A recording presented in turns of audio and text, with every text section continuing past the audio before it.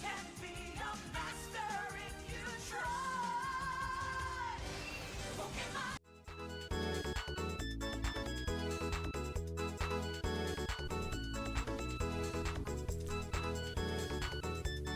Hello, happy Saturday evening.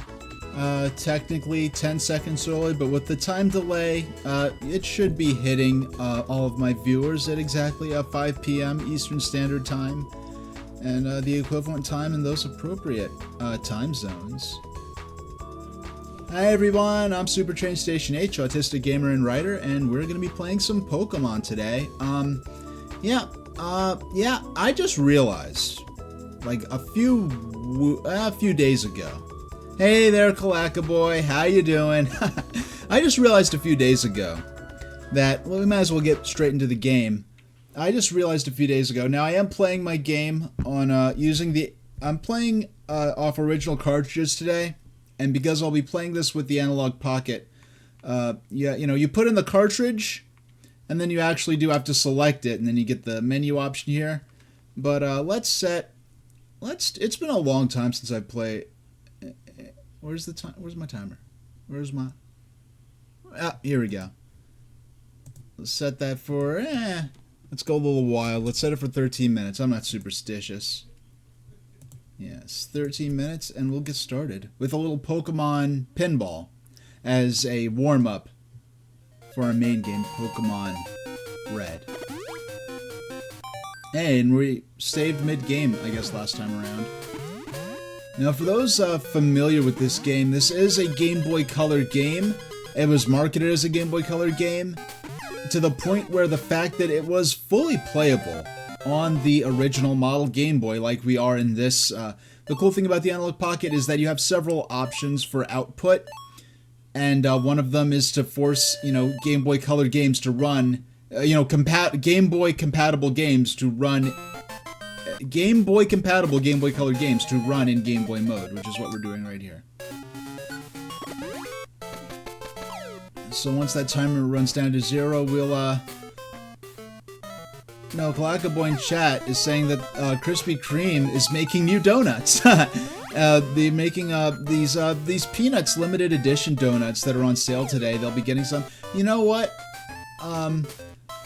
Depending on the weather and if I feel like going out, I'll see if I could drag my tail over to Krispy Kreme and get a couple of them. I didn't see what the different flavors are. I'm not big into like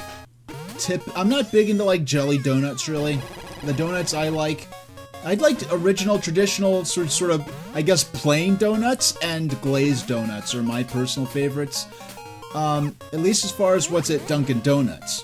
Now, when it comes to Krispy Kreme, I feel like I've liked some of their filled donuts. Like, the filled donuts they offer at Krispy Kreme are actually enticing enough to get me to try them, whereas the donuts at Dunkin' Donuts that are, like, filled, have, like, fillings or jelly inside, I don't know, it just doesn't really appeal to me enough to try it. I'd just rather get a regular old-fashioned... it is actually called old-fashioned. They're often called old-fashioned or glazed. I never had a donut from Tim Hortons before. Tim Hortons started opening in the area where I live now recently. And I have some Canadian streamer pals who I watch, and who... Oh, by the way, this is the original theme for the Pokemon anime that's playing right now, sort of a little homage to it in the game itself. If you were an American and were aware of that, it probably meant that you somehow got your hand on some like illicitly posted clips or audio files from the Pokemon anime on the internet back then, downloaded over 56K. But we caught Mr. Mime, which is awesome. So we caught at least one Pokemon so far today. I don't know. Let's see what it. We're gonna aim for that target. See what we get on this this slot machine thing. I think Pika is double outlane stoppers. Yeah, we got double outlane stoppers. So we're have a little extra protection for a while. Last stream, I was playing some Game Boy games from the late 80s. Nice. Yeah, last stream, I was playing some Game Boy games from the late 1980s. One of them was HAL's Revenge of the Gator, a alligator-themed pinball game for Game Boy that came out the same year as the system released. And, believe it or not, all the way over in 1998, nearly a decade later, this game is running on a modified Revenge of the Gator engine. Go to next. Oh, doggone. I think we had an opportunity to go to the next town. I think we're in Pewter City right now. Yeah, but I'll check out online and see what flavors the different Peanuts donuts. You know, I don't think any of them have peanuts in them. You know, the Peanuts characters from Charles Schultz. But Kalakaboy in chat is saying they have a Snoopy head donut, a Christmas wreath, and an edible Snoopy made out of sugar on it, and a round donut with Charlie Brown's yellow shirt pattern on it. Okay. I thought, was there a Lucy-themed donut? For some reason I remembered seeing, like, in the brief glimpse I saw of the donuts when I saw them on the webpage, I remember seeing, like, a image of a donut, like a blue and black one that made me sort of think of Lucy's dress. Am I just, Mandela affecting some donuts? Am I about to start a rumor that's going to lead to, you know, Lost Media, Peanuts, Krispy Kreme 2025 winter crossover, Lucy Donut? Lucy Donut was first mentioned in a stream by VTuber Super Train Station H on November 29th, 2025, and you know, pictures of the donut were said to have been circulating on forums, and you know, it goes into a whole thing of people trying to triangulate if anyone's actually saw these donuts. Yeah, Clackaboy in chat confirms no Lucy donut, so do not start that rumor. Do not start the Lost Media search for the missing Lucy donut. I just caught a Mr. Mime. Why am I trying to catch one again? Alright, whatever. But I am very excited to get back into playing Pokémon Red, because I just realized, I think Pokémon Red, what got me to play Pokémon Red, I think, last year, was I've been waiting, one of the games I was looking forward to for years for playing on stream was Beyond Good and Evil. And when they did the 20-year anniversary edition, I played it on stream, and it basically nearly killed my stream, and I was like, I've got to do something else. Like, I was miserable. Like, it was to the point where I was like, no one's watching me. Like something's wrong when no one's watching my stream. You know, I don't care about having a big audience, but normally there's some people watching. When there's no one watching, I'm like, alright, it's time to reconsider my strategy. And I was like, you know what? I'm gonna go ahead and play and finally get around to Pokemon. The way I presented it, if you look on my VODs, I'll make a playlist, a button for a playlist specifically for the Pokemon games that I've played, but you can see that I very specifically, I do have a separate playlist for them, and it's not so much now, but especially earlier on, I got a lot into the nostalgia of it. The, you know, the historical context, reading a lot of magazine coverage, looking at some promotional videotapes that were being mailed out to kids, and really got into the historical aspect and sort of reliving my personal first experience playing Pokemon Red, how I got into it, how I heard about the rumors of it, and reading the first magazine mentions of it, then watching the anime and getting into the anime, and then deciding, you know what, I want to actually play the game. Like, this is cool. I remember specifically, I was sitting in math class and thinking about Pokemon, you know, the anime, you know, the TV show, and I'm like, you know what? I like the anime so much. I specifically remember thinking, I want to experience more from this world. And that's when I was like, you know what? Next report card, I'm gonna ask my my mom to get me Pokemon. And that's exactly what happened. Map move failed. Alright. Looks like we're in Vermilion City.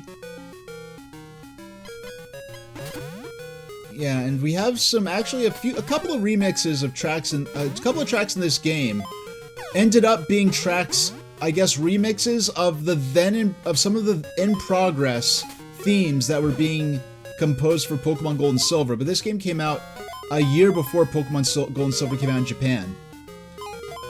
There are a few viewers. Not everyone's active in chat at the moment, but whether you're active in chat or standing guard in the Silent Squad, your presence is deeply and sincerely appreciated, and I appreciate all of you, however you choose to enjoy my stream. Yeah. So yeah, no, but as soon as I started going live again, a lot of the regulars just filtered right back in like it was only yesterday, which was really exciting. While I was on hiatus, someone, well, I guess I might as well just say it. Sonia Lang, the, I guess, architect and primary creator of the Tokipona constructed micro language, followed me on here on Twitch, which is like, what would I haven't, the only time I've used Tokipona, the only time I've spoken Tokipona on stream was on my VTuber premiere stream, and I am being out of character right now. But as part of the storyline, the advanced controller first contacts Lunarian H after Human H, just me in front of a webcam, got sent to an Eldritch parallel universe, and he got Lunarian H, me, to replace Human H. And I was streaming in Tokipona. In medias res, and he comes in and greets me in Tokipona, and we have an extended conversation in which my audience, and this is sort of intended to sort of increase the realism of sort of jumping between worlds, between different versions of H, and all of a sudden it's like, Lunarian H, who was just a sort of a mascot, sort of window dressing mascot for my stream, is actually live and animated and doing the stream and speaking a language none of them are familiar with, because I deliberately did not tell my viewers or even mention the Tokipona language much. So it was meant to be, and Azrax is saying, Happy Saturday Giving. Yeah, well, there was no Thanksgiving stream this year, but I plan to have one next year. I plan to have a Thanksgiving stream next year. If I had been better established in my streaming schedule, not a Thanksgiving Day stream, but maybe a Thanksgiving Eve stream, certainly, I would have, but I am gonna have, they're gonna be Christmas and New Year's streams. The Christmas stream's gonna be the Saturday before Christmas, and the New Year's stream is going to be the Saturday before New Year's. So the last Saturday of the year, I'm gonna go ahead and do our New Year's stream. Yeah, the New Year's stream, I'm gonna be introducing a new system to my audience, one you've never seen before. That from my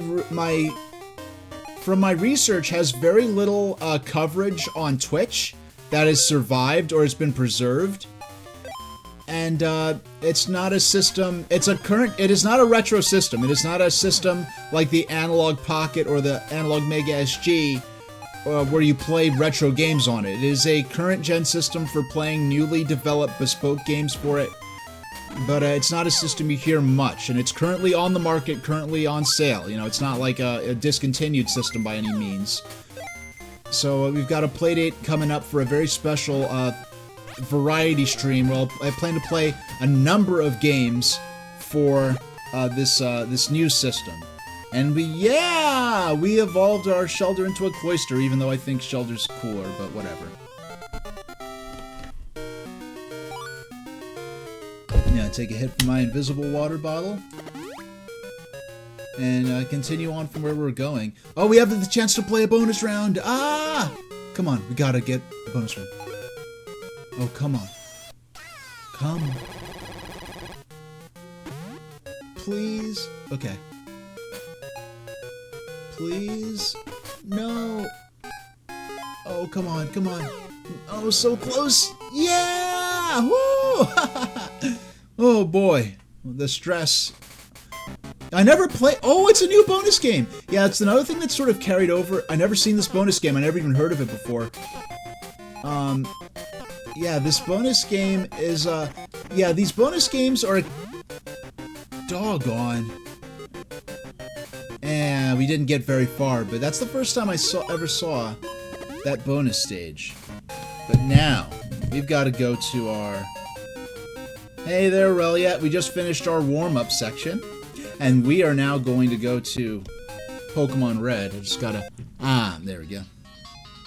Just gotta go ahead and switch the games, which involves me actually reaching over and grabbing my Analog Pocket off of its dock. and popping in the Pokemon Red cartridge. For those who are not familiar. Okay, there we go. Yeah, I can't believe that it's already been a year since I started Pokemon Red. Now, it does not help in any way, shape, or form. I mean, this is only like my third or fourth stream of the year, maybe my fifth. I have done very few streams this year because I spent so much time off to work on barrier aggression. Yeah, we're going to Kanto, and we're here. Now let's take a look at my team. I think I played this game once earlier this year, like once and only once. But yeah, it's been over a year since I started this playthrough already.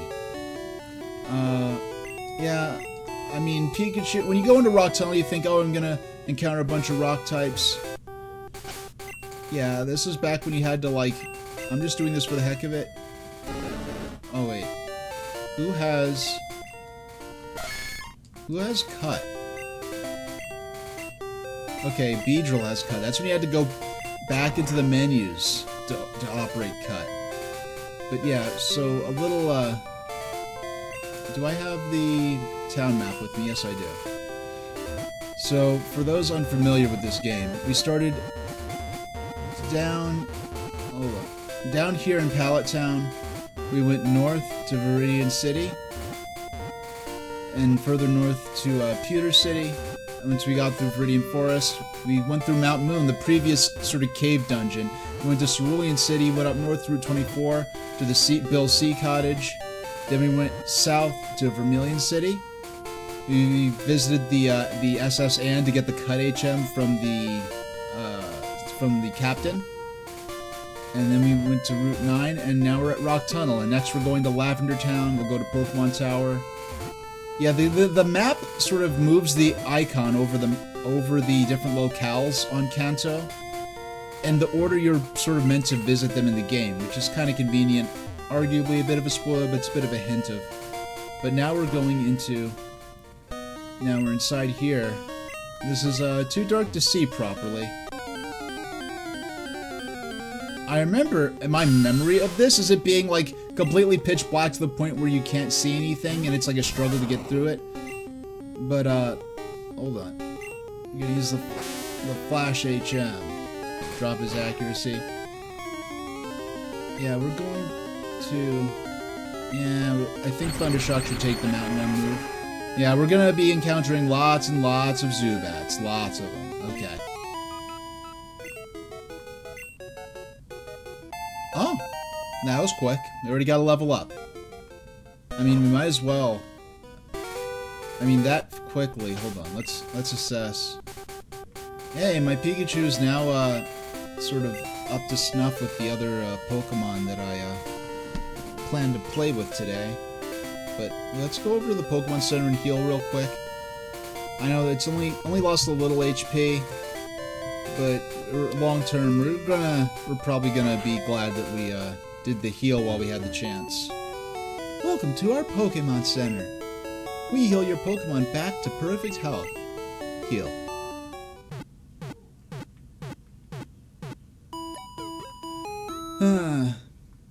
The sound of relief, the sound of having made it back from, you know, whatever threats and challenges you and your Pokemon are facing.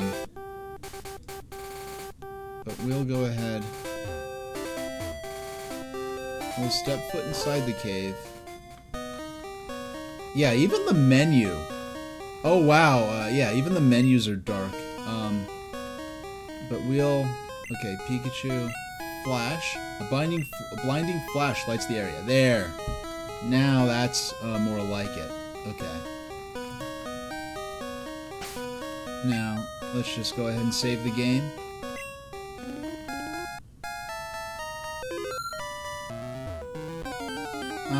Okay. Yeah, we're in Zubat country. Or, yeah, not just Zubat country.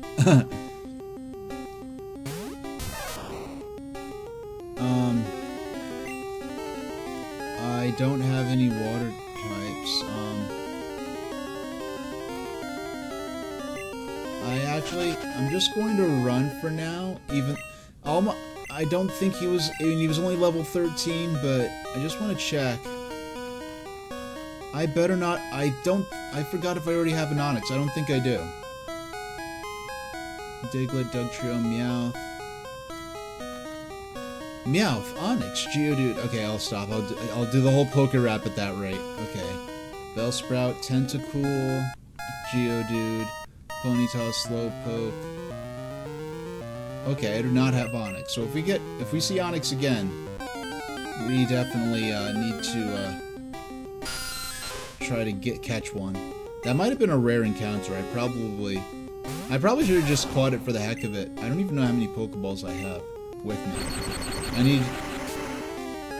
And we're starting to get into that territory where Great Balls might be a better choice, ideally. Okay. Pokemon fight. Ready, go.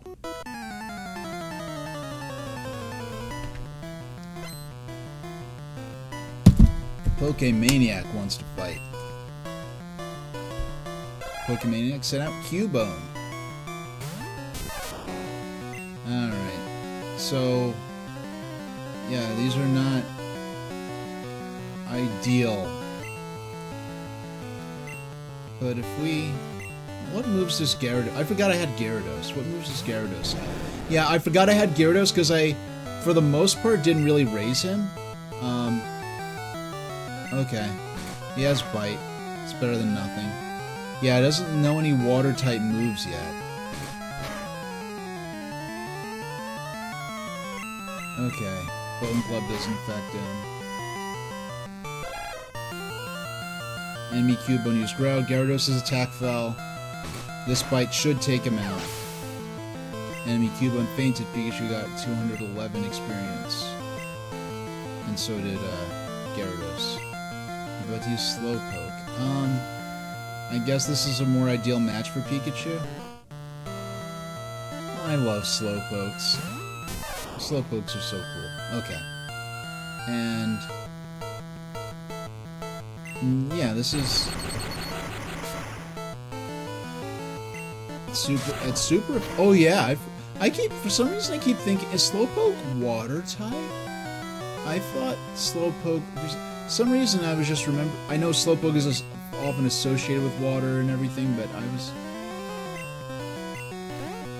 Is Slowpoke water type? Why would he... Yeah, I guess he has to be. And of course I attacked myself by accident. Doggone! Ah! Okay. Did not go the way I hoped, but... Alright. Poison Sting? Oh no. Okay, I was hoping it would actually poison them, but... Okay, now that move's super effective against me. Let's use Focus Energy. And I believe Pokemaniacs are among the more skilled in terms of their skill levels of their Pokemon. Oh, please do not. Okay. Come on. Yeah! Oh. Oops. Hey there, Jackalopes. Yep, I took an extended break to work on the Barrier Aggression project. You can use the command in chat for that. !_ Barrier Aggression to get a link to the completed playlist. But I finished that up, so now I'm back to streaming mostly on Saturdays. I didn't do a Thanksgiving special.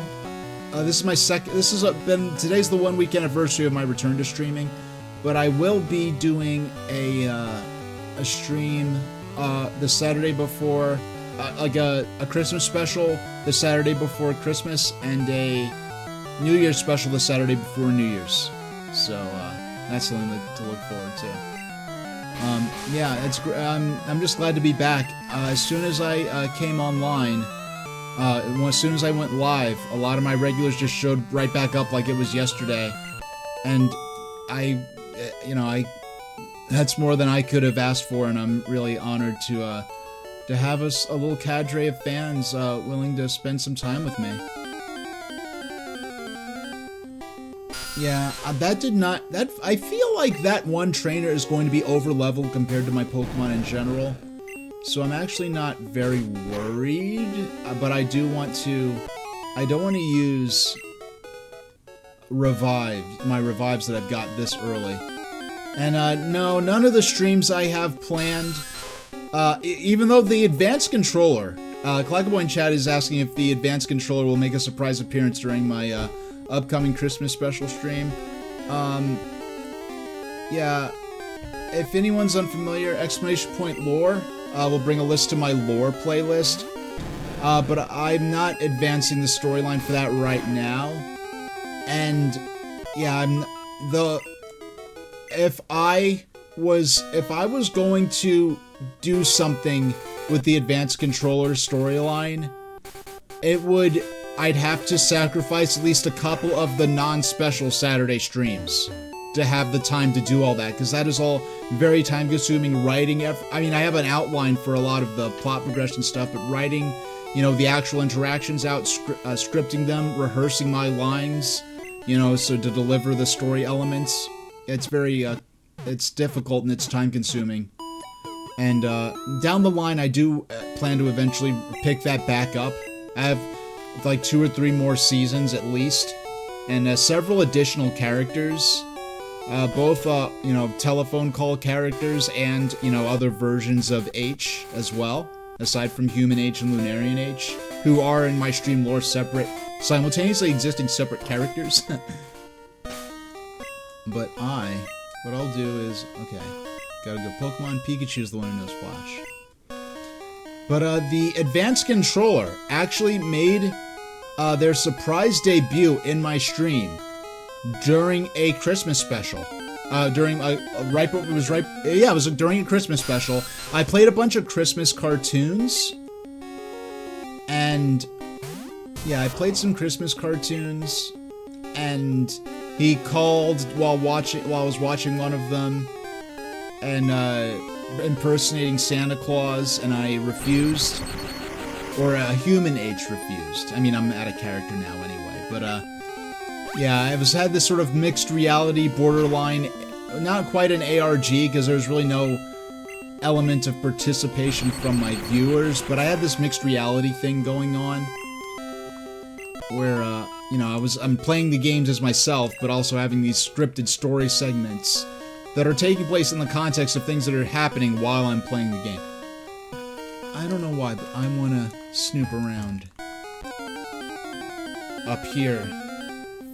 Oh, nice. Okay. Alright, now is our chance to redeem ourselves and actually catch this,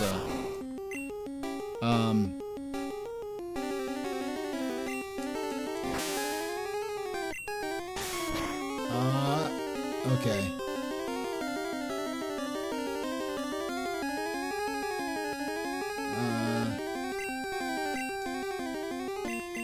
I wanna...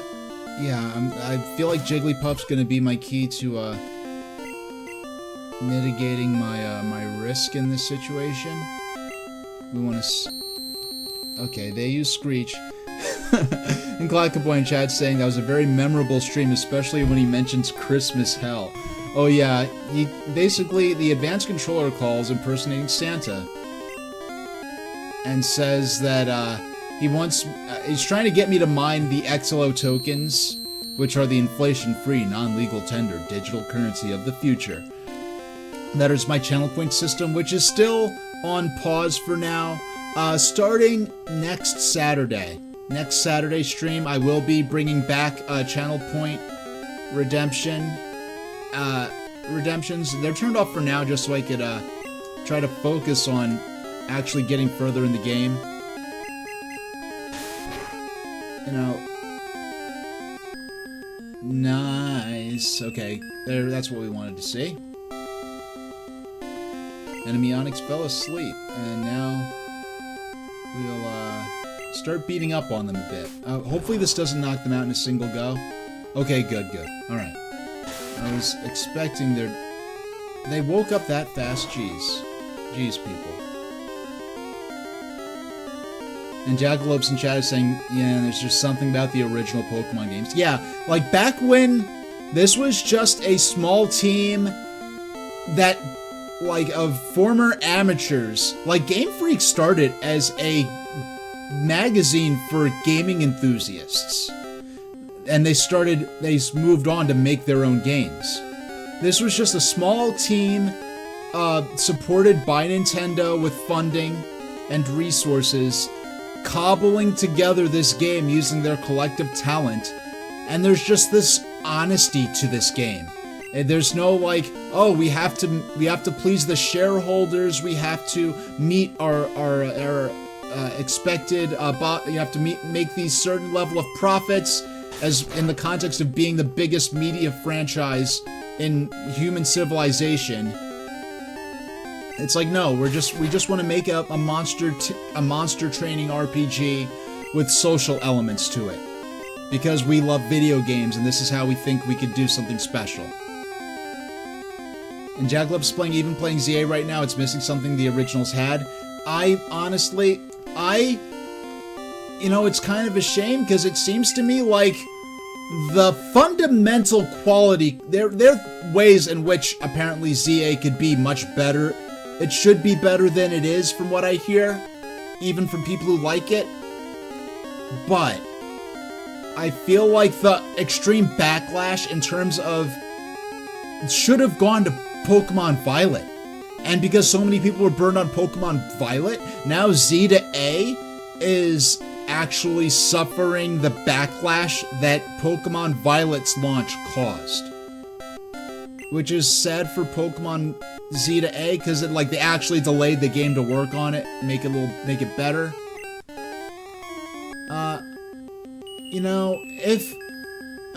I wish I could just go back in time and say, hey, Pokemon team, you take all the development resources, all the work hours that you put into Pokemon Legends Arceus, all the work hours from, instead of releasing Arceus and then releasing Violet and Scarlet the next year, they need to work on a single game. It could have been Pokemon Scarlet and Violet, it could have been Arceus, it could have been a merge of the two.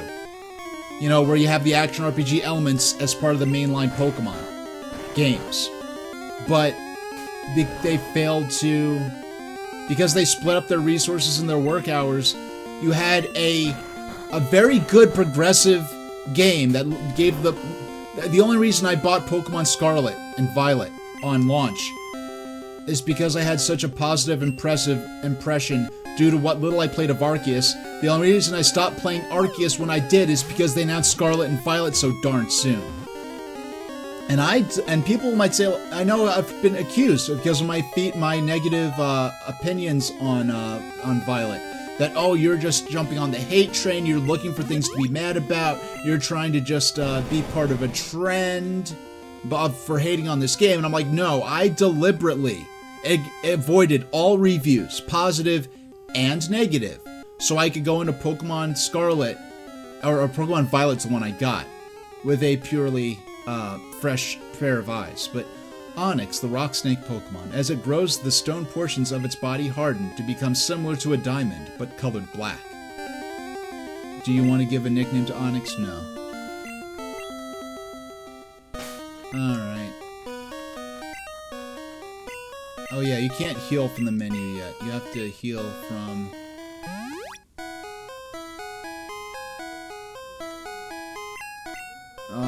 44. Yeah, not quite getting my money's worth out of that potion at this point. But I do want to save the game since I caught an additional Pokemon. I'm not going to go for a complete Pokedex in terms of the Pokemon available within Red, but what I will do is, hey Jackalopes, I forgot, because it's been over a year. Were you here for some of my first streams of Pokemon Red, which I now realize were over a year ago? Were you around for those? I forgot. If you're still in chat. But, yeah, I'm gonna use these Zubats as a chance to level up Pikachu, because I have a feeling that a lot of these Pokemon from the trainers are gonna be more rock and ground type centric. So there may be fewer opportunities to train Pikachu without having a massive type disadvantage. Hey, okay, so yeah, now get that money's worth out of that potion. I think you missed it. All right, I'm gonna post a link.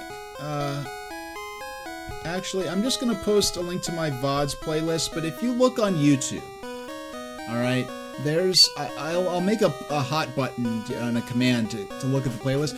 But in my earlier parts of my playthrough, I actually went through like magazine coverage. Like I found the Nintendo Power that has the first official mention by Nintendo of America of Pokemon in Japan.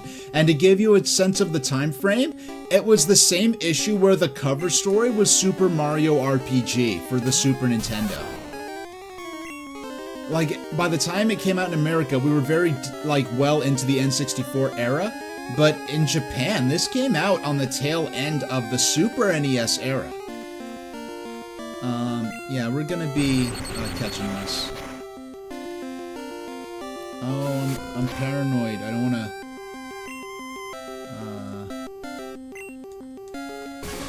Will paralyze?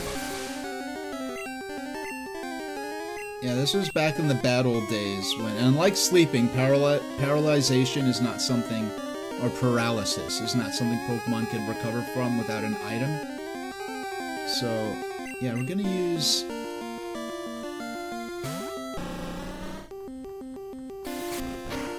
Alright.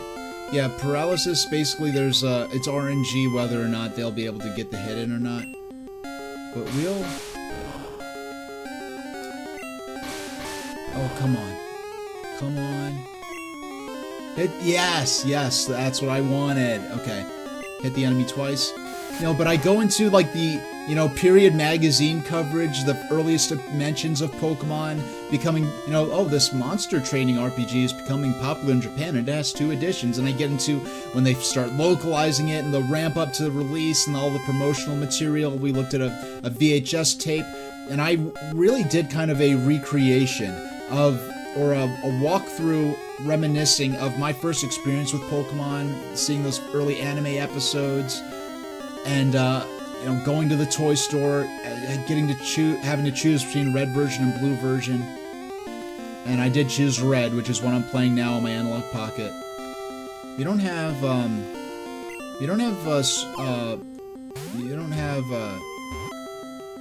Great Balls yet. I almost called it a Super Ball, which is what it's called in Japan. The Great Balls are called Super Balls in Japan, but that's outside of Japan, that is a trademarked term. Yeah, I'm not going for a full Pokedex, but what I am trying to do is collect enough Pokemon to get the special items that Oak's Aid gives you. Do you want to give a nickname to the Machop? No. Alright, we'll see. Yeah, we don't have access to Great Balls yet. Jaglub's saying they remember picking up theirs from Red. They picked up Red from Toys R Us. I went to, I believe, KB Toy Store? I believe it was KB. This is where I got my copy. And I remember just the experience of being in the back seat of the car, and I had many Game Boy games, but they were all pre-owned. I got them all used.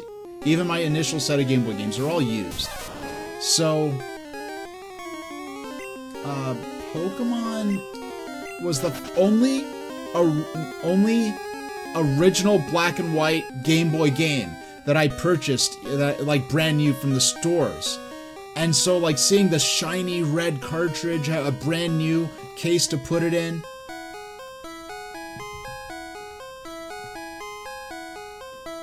Hey there, Kudrick 1988. Dead Gods, and even Gren Hugh is, oh yeah.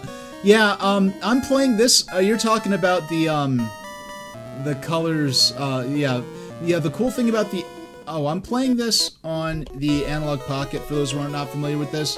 I'm playing, and if you want to play this game, there are much simpler, less expensive ways to do this. This is just a way I like to do it.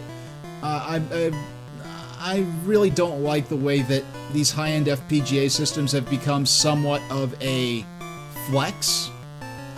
But, yeah, I was actually, if you look at my previous stream, Kudrick, I don't know if you were there for it, but I played some Game Boy games from 1988. I played Solar Striker, Alleyway, no, 1989 rather. Alleyway, Solar Striker, Super Mario Land, and Revenge of the Gator. And I didn't have any of those games. The only game I had back in the 90s was Super Mario Land, which was the first game I tried when I got my Game Boy and its games. And we also read through Electronic Gaming Monthly #1. And one of the opening articles is, there are rumors that Nintendo is working on an 8-bit self-contained system, cartridge-based system with its own built-in screen. This could be the future of gaming, off the TV. It seems like it might be something similar to the old Vectrex. So like the Game Boy was such a new idea that the closest point of reference they had was the Vectrex. And then later on in the magazine, they said, I guess they were able to get, the first screenshots or the first photographs in Japan of the Game Boy prototype and coverage of some of the games. And it's like, it's, Super Mario Land is a Super Mario spin-off, and Alleyway is like a breakout type game. So I actually played this myself on the original model Game Boy, which was amazing. I'll post a link to most of my VODs are saved on my YouTube channel, which you can find. I think there's a command that brings up a link to it in on my ticker down there at the bottom. Yeah, we're gonna need to heal up significantly. And when I did my first few, I'm picking up a playthrough that I started last October, and when I did that, I also covered a lot of the early magazine coverage and a lot of the early promotional material, and went through, my early experiences playing the game for the first time. But at this point, now I do have the player's guide on standby if I need to know, should I evolve my Pokemon using a stone yet, or are they going to miss an important move that they'll learn if I hang on a bit longer? I do have that on standby, which I can bring up, like, in line, and I have a layout for bringing up magazines and player's guides, which is a lot of fun. When I get about halfway through the stream, I need to take a break. What I'm going to do, instead of doing my normal break screen, which is just some art of Lunarian H, and a timer saying I'll be back soon, what I'm going to do is, I tried to do this last week, but it didn't work right, and I didn't realize it because I didn't have any active chatters at the time. But I'm going to play the introduction video to my barrier aggression project.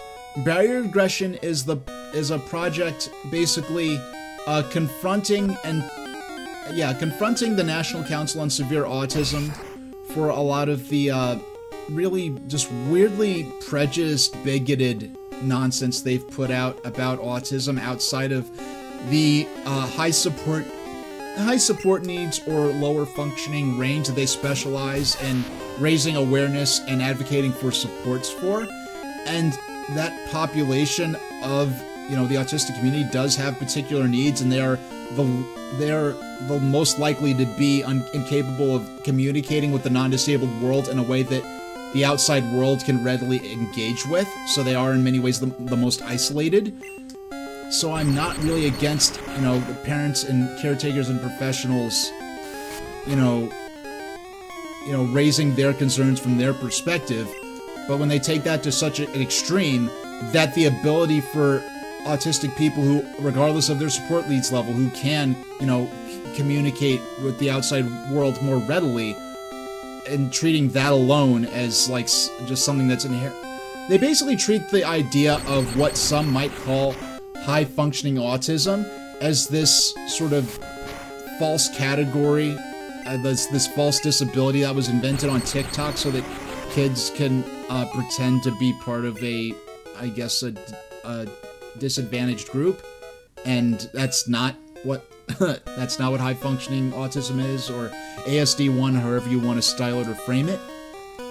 And when they get to the point where they're actually trying to change policies, change who can and can't have access to services based on this false idea that higher functioning or lower support needs autism isn't a disability, at that point I have to step in and hold them to task, because I think a lot of parents that really do feel like their concerns about what's, the future of their children once they're not around to look after them anymore.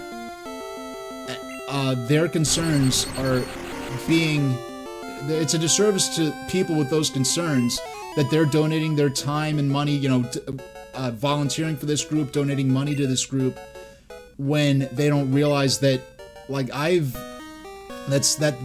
addition to doing what they call advocating for, higher support needs autistic people, they're also explicitly speaking out against other autistic people, some of whom, even though they are, quote unquote, higher functioning, are friends with people that are of a closer description to what might be called severe autism, because we actually do have sometimes overlapping disability support services, or went to the same, got support in the same resource rooms together.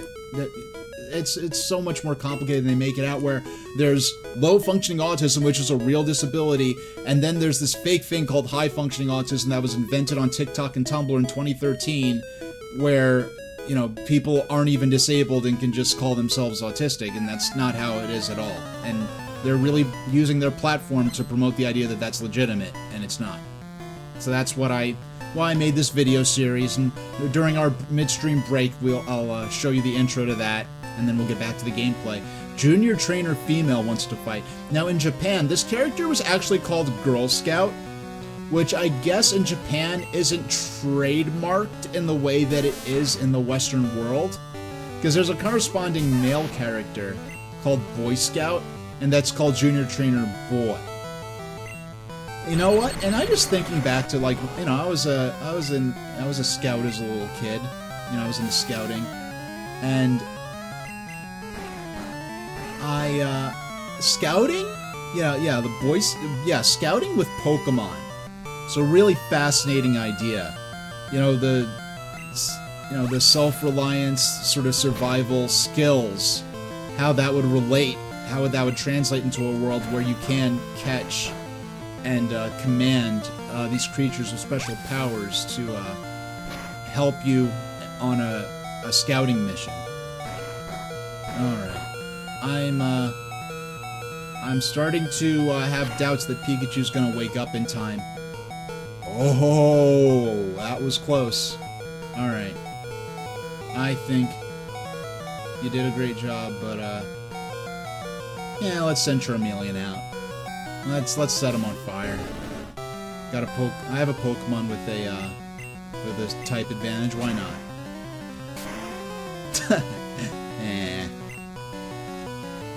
And the sleep powder didn't work, and I'm level tired, so I'm probably gonna be faster. Yeah, Pikachu got to level 24. Wow, 2 grass types, okay. I will send out my Beedrill and use some of the bug type moves I have at my disposal. Because bug as an element is super effective to grass. So, I believe poison is too, but Bulbasaur I think is grass and poison.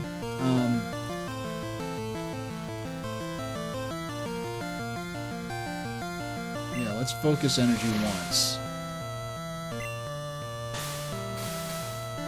Yeah, so Leech Seed, it's gonna sap a little bit of energy each turn. Oh, wow. Okay. Or not, because I'm gonna beat them before the health even ticks down. Defeated Junior Trainer. Oh! I lost! Yeah, you see that. That face, that frown, that look, that frown, I can't really simulate it with my model, but it reminds me so much. This feels like, this sprite reads to me like Lucy Van Pelt as a Girl Scout with longer hair. Yeah, we're gonna... Well, now that Pikachu is level 24...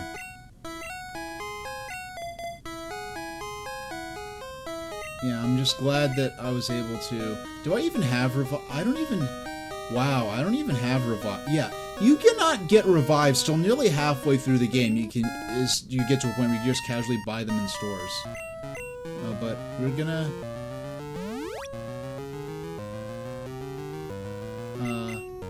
use one super potion, one regular potion. And we'll use 43, 53, 63. Yeah, one regular potion on my Beedrill will bring them up to nearly full health. Not quite, but close enough. And we need to use Awakening to wake up Pikachu. I mean, I could have... Yeah, I didn't feel like it. Yeah, it would have cost HP to use a regular battle, like a random encounter wild Pokemon battle, and hope they just wake up. Not worth the resources compared to using the Awakening. We'll get a permanent Awakening a little later on, the Poke Flute. Do you know about... Here we go. Do you know about costume players? Yeah, so here we go. The my first reference with the phrase cosplayers, which is probably what it said in Japanese, but the term cosplay was not in the Western vernacular yet, so they probably just unabbreviated out as costume play. Do you know about costume players?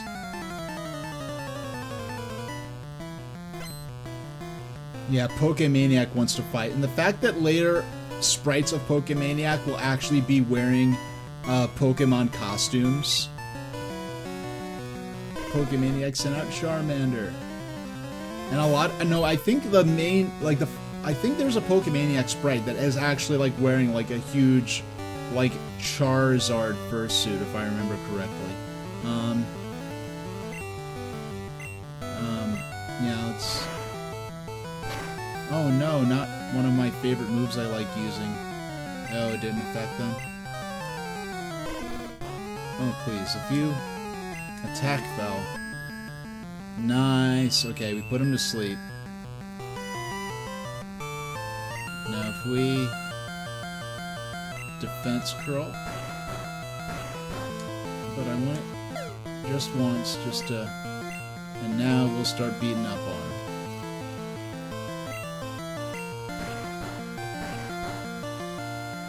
Jigglypuffy's pound.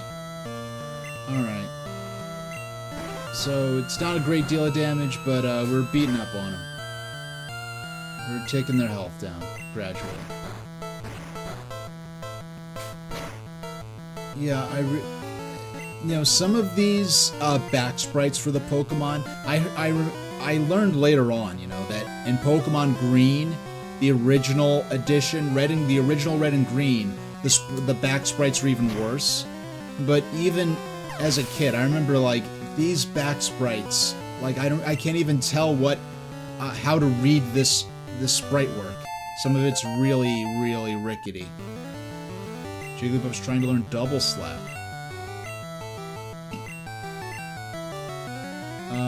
No! Okay. I might have to... I did not mean to... I was mashing through. I want to see... Okay, we're going to go to our player's guide real quick. Alright. We want to go to... Where's the list? Is there a list of moves? Okay. That's HMTM chart.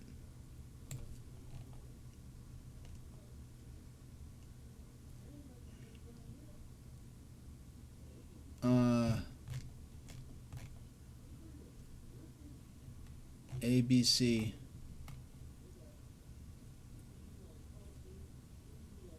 Double slap. Does it say how much damage it does? It says how much TP, abilities, and attacks. Okay. Does it say? Okay. I'm gonna try. I can't. I don't have the info I want. I have to try to. Okay.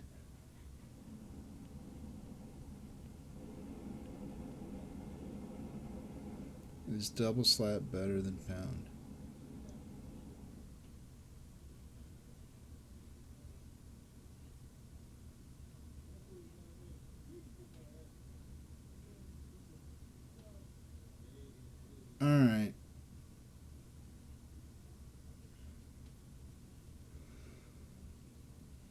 in Gen 1. Okay.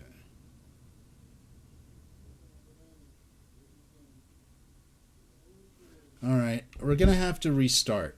Okay, I don't know how much progress we're gonna lose. Yeah, I do not. Based on my research, unfortunately the player's guide was not... It doesn't say how much damage one does than the other, which is what... Okay. This sucks. Okay. Hopefully I saved after that. Hopefully I saved. We'll see what happened. Hopefully I didn't lose too much progress.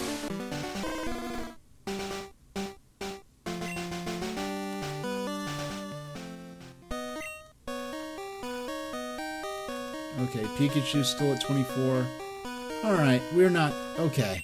We did... Okay, we're good. We're good. We only... just that one battle. In fact, maybe I'll,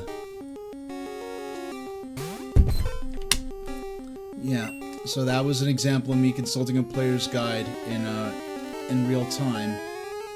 Alright.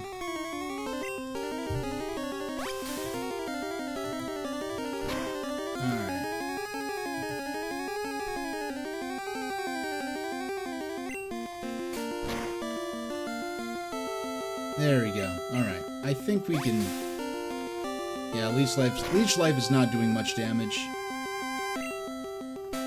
I feel like it takes a lot of setup for Leech Life to actually be a genuinely good move to use. But we know how close Jigglypuff is to leveling up. Alright. 85. Yeah, good thing we're significantly over-leveled compared to the... Well, really not significantly over-leveled, but I'm not afraid of them. I don't feel like my Jigglypuff's gonna get knocked out. But I don't feel like waiting all day either, so... Yeah, we'll send out Charmeleon. Even though it's not type effective, I believe I'm strong enough that Ember is going to be able to finish this pretty quickly. Alright, only a couple more turns. And I'd be shocked if he does much damage to me.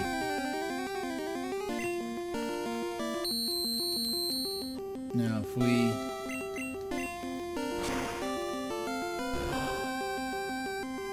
Not very effective. Okay.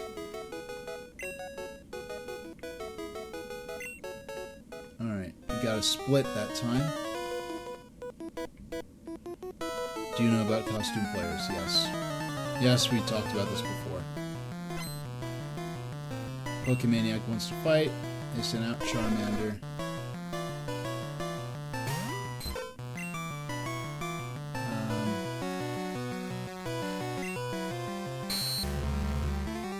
Yeah, we're gonna use...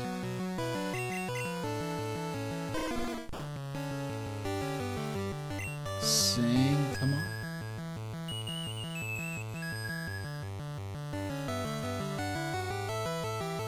Yeah! Okay. Now, you just start beating up on them. Oh, they woke up already. Come on. Come on.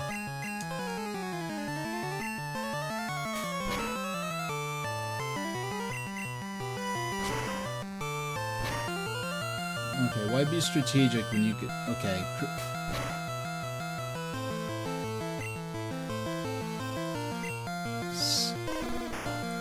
Charmeleon's Rel.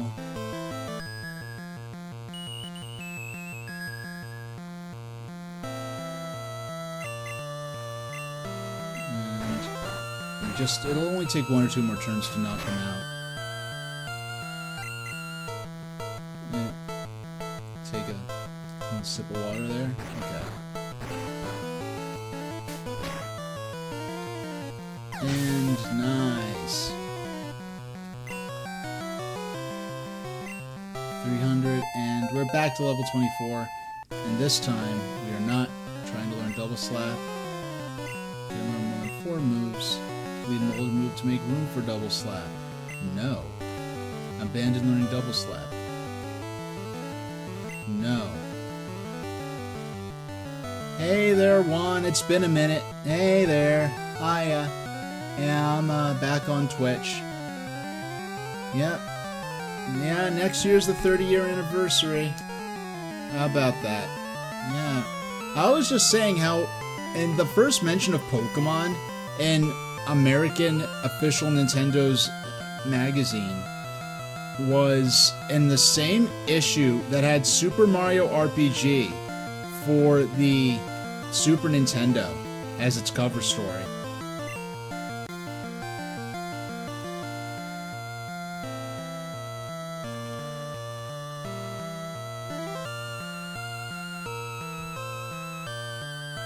Yeah, it took I didn't think they would localize Pokemon at the time.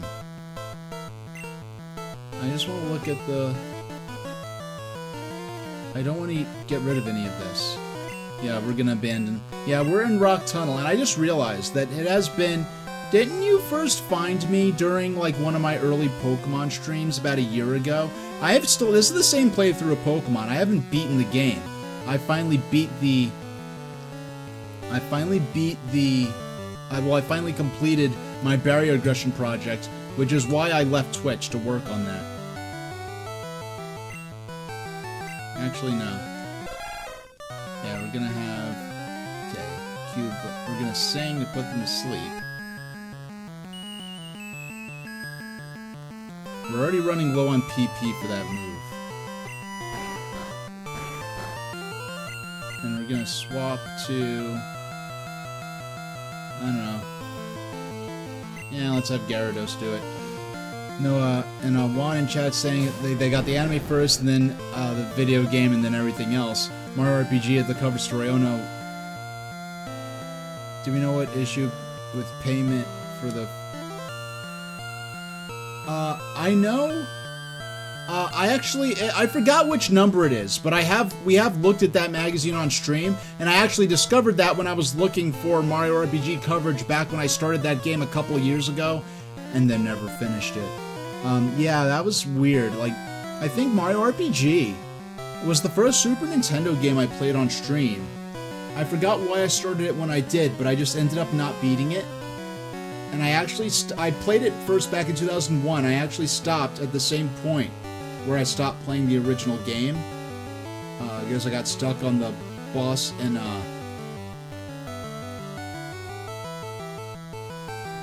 yeah, just how ironic that just this, oh, I mentioned this, there's this, monster, training RPG in Japan with 2 editions for Game Boy that's, you know, becoming very popular.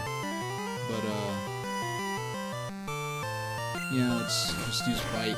Bite is a normal type move in Gen 1. In Gen 2 onwards, it's actually a dark type move.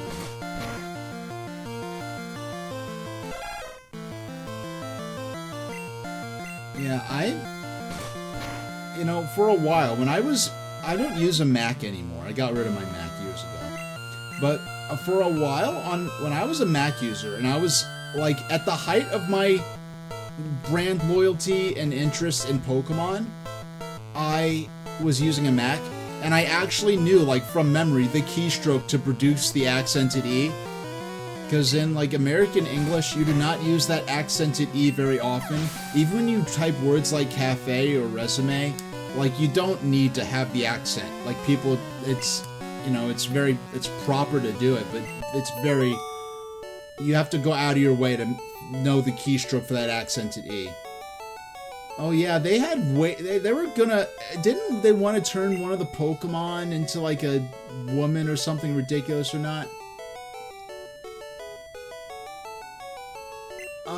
Game Boy Camera had Pokemon stuff in it? Because it was developed by... Wasn't that developed by Game Freak to some extent or another? I forgot. Like, I actually, on my blog on Tumblr, I recently, by coincidence... I mean, it's weird to me that they thought Pikachu wouldn't be marketable in America. I thought the franchise as a whole might not be, and this is what I thought before they actually tried to localize it. I thought the franchise as a whole might not be marketable. but it's like, you know, like when you have like earlier in the 20th century, we've got Felix the Cat, we've got, you know, the Shmoo. Like, yeah, there's been a established tradition of like cute, like little cartoony creature mascot characters. I don't see, but yeah, they really tried to like totally like annihilate like sort of the core essence of Pokemon and change all the creatures and stuff like that. I'm glad they didn't. Alright, we're gonna fight this guy first. Hit me with your best shot. Okay. We'll fire away. Yeah, and Gold and Silver. Azure Ested chat is saying Pokemon accent is built into most searches now. Yeah, oh yeah, a lot of times, like, I think I set my phone up to do this, but if you start typing in the word Pokemon, it automatically puts in the accent for you. But I believe that's something I specifically set up. I don't think it's actually like a feature they built into the...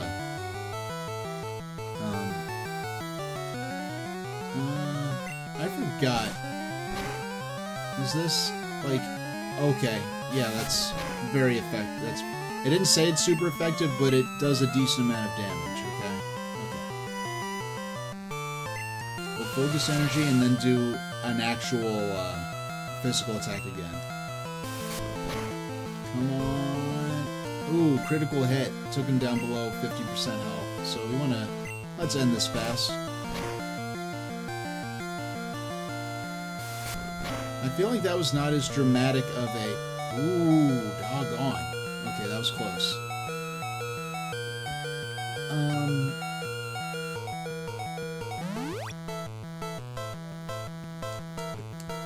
Yeah, massive 50 HP gain for the use of that super push. And this horn attack or the one after it. Nice. Okay. Got about to use Onyx. No, we will not change Pokemon. We will stay the course. Yeah, no, Pokemon totally, like, overtook Nintendo Power. In fact, we were reading some of the, Pokemon... You were probably there for some of those early Pokemon streams. I think that's when you first, Isn't that when you first, like, started following me and watching my streams early on in Pokemon? Or am I mistaken? But either way... I know you were I think you were there for at least some of those early Pokemon streams. And you remember we were looking through the little Pokemon inserts, the sort of magazine within a magazine, Pokemon Power that they were putting in. Oh, it failed? Okay. Maybe,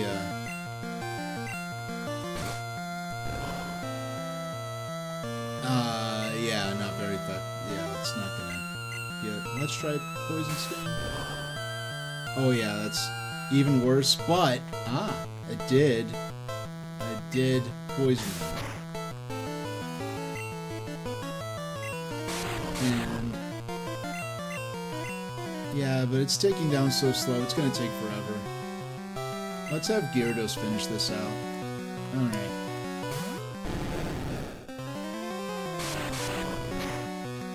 And Juan in chat is saying, did they mention Pokemon 54? What?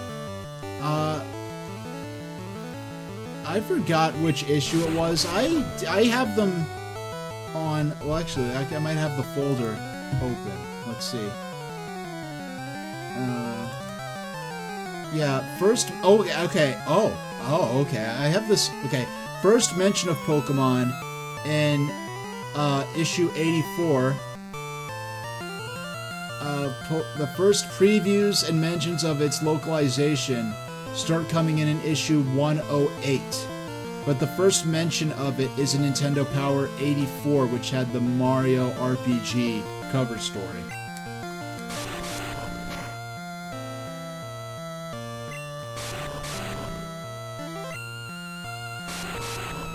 Yeah, so I'm wrapped up, but they're losing more HP. They're dealing less damage to Gyarados than they're losing in terms of poison, which is pretty incredible. For gradual taking damage, they're definitely doing worse than I am. But we want to level up Gyarados some more and have them learn some more moves. I haven't even... They have space for 2 more moves. Splash is an intentionally useless move. It's not very effective. Need to get a little water. My invisible water bottle. And... yeah, it's not very effective, but between this and the poison damage...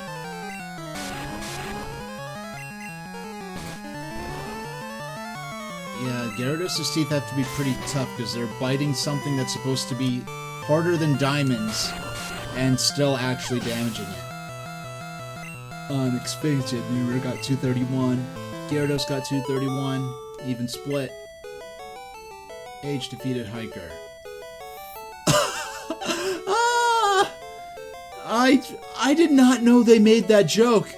I did not know they made that joke. Alright. Wow. Okay. So, when we started the battle, he says, hit me with your best shot. And when it ends, the battle, when you beat him, he says, fired away, as his defeat phrase. That's fascinating because apparently Nintendo used to be incredibly strict with, like, little jokes and references like that.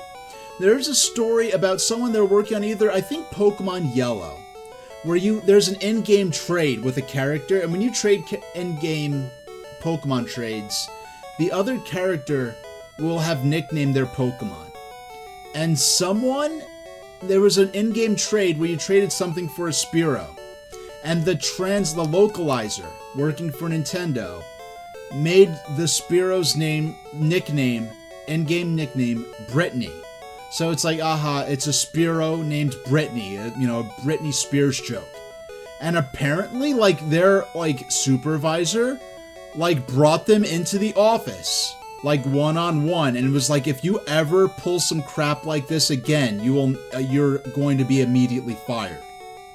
So even something that harmless was taken as a serious, like, as unprofessional and a threat to the integrity of the product, to the point where nicknaming a Spearow Brittany was something that they nearly got fired for. But this hiker NPC trainer says, hit me with your best shot as his challenge text, and fired away as his defeat text. I even made I made the joke myself. I genuinely did not remember. Whenever I encounter this trainer, to be clear, this is maybe only the 5th time, perhaps, that I've ever played through this game in my entire life. Because I have this fortunate habit of not playing through my favorite games over and over again, unless they're like arcade or score attack type games. But all the other times I challenged that trainer, I never got that, hit me with your best shot, fire away reference. I never got that joke before. And now that I get it, it's just, like, amazing. So we'll go ahead and save and fight there's another hiker down in the corner. Okay, let's see who's here. And another Zubat. Yeah, we'll use them to level up on. Looks like free EXP, as some would say.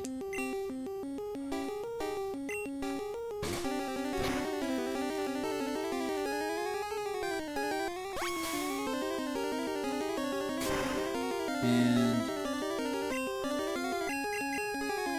there we go. And knockout. Nice. Okay. How close are we to leveling up this Nidorino? And Wanachat saying they wanted to name a trainer Bart. There's a new trade for a new name Bart. Huh.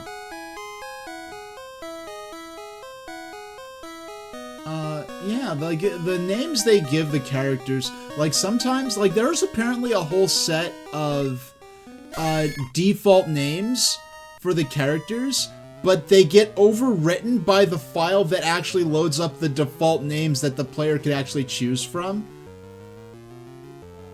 So Nidorino, okay. How much? We're 200. Okay, so next, it's possible in the next battle or two, we will be leveling up that Nidorino. My Pokemon techniques will leave you crying.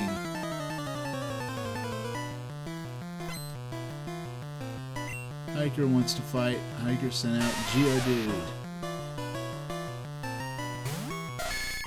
Yeah, not an ideal matchup, but if I'm able to poison them, yeah, we'll try it again. Not very effective. Oh, we poisoned them. Yeah, I don't feel like sitting around forever to let this poison tick down, but while that's going on, yeah, let's bring out Gyarados. Yeah, they wanted to name one of the unused trades after the Simpsons character.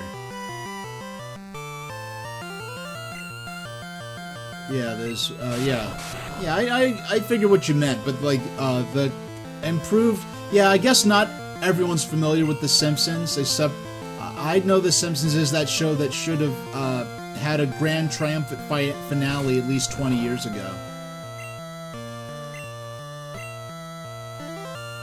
Yeah, if they don't, if they don't end the show on their own terms, you're gonna have a tragedy where one of the, major character voice actors is going to pass away without closing the character out. And another trade meant to be put another and Juan is saying, and they're meant to put another trade for Marty from Back to the Future.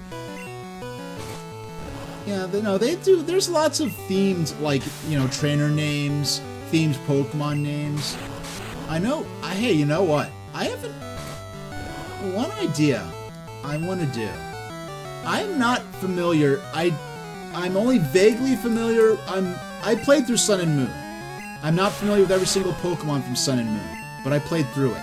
I barely played a little of Sword and Shield. I haven't played through Scarlet and Violet. There's over 100 Pokemon probably by now that I've never really seen before and could not name. Yeah, I'd actually... Oh, that was close. I was counting on... And we got it. Yeah, I was counting on them ticking to 0 before me. Nidorino got to level 24. And we defeated the Hiker. I give, you're a better technician. Certified Unleashed Beach Poetry Technician. In mountains, you'll often find rock-type Pokemon.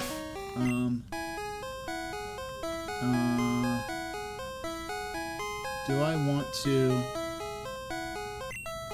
Yeah, I do. I will, use some of my super potions up to heal Gyarados. If I start running out of actual PP, the actual power points, the resource that lets me use moves a certain number of times, I may have to actually go back to the start of the maze and heal up at the Pokemon Center.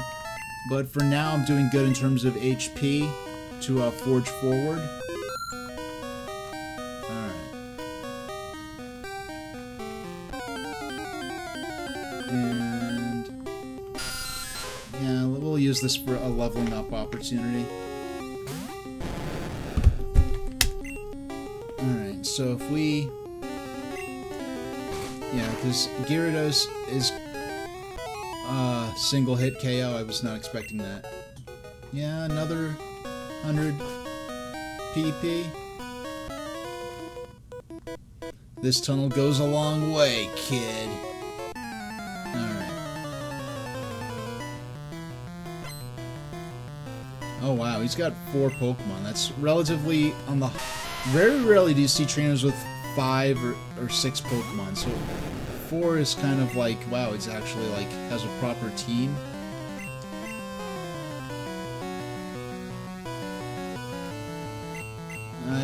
I'm just going to use my, gonna use Charmeleon to sort of, bulldoze through this fight. their defense went up, which is suboptimal, but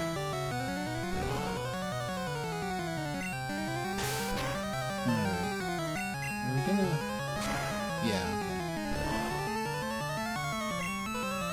Critical hit. And... now I think now that we use... oh wow. I was not expecting it to take so little damage. I thought Rage's building attack rolls. Yeah, we're locked into this for a few turns. But it's not very effective against him, but I was able to take him down to... I had to use my chop. Yeah, this is an opportunity to get out of being locked into that rage attack. Because I believe that's a fighting type move. I forgot. But unless the next... this should knock him out, actually. Nah, it's okay. We knocked him out. And we've got an ad running. Sorry, everybody. If I could make it so that no one saw any ads, but I didn't make any money, I'd be happy to do that, but... you know, I appreciate your support, those of you who sit through the ads.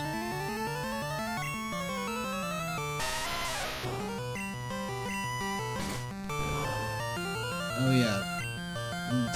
I think the same level of Geodude, but now Bite, even though it's not that effective, is doing significantly more damage.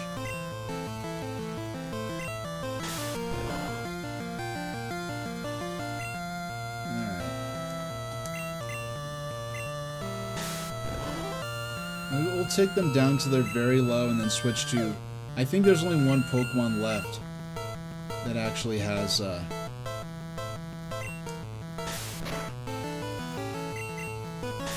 yeah, there's only one Pokemon left, I think, that's at level 23 at this point. So I'll use Gyarados to... because they aren't taking much damage.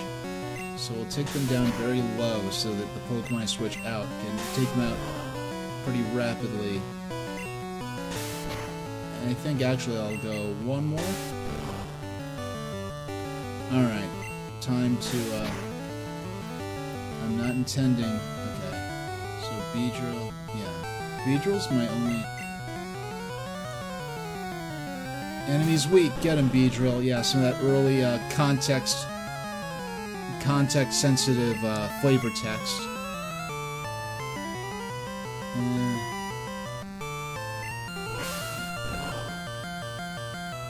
Not very effective, but it knocked him out, so...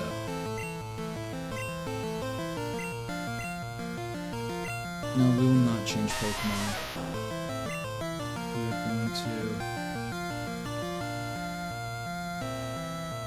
I don't know.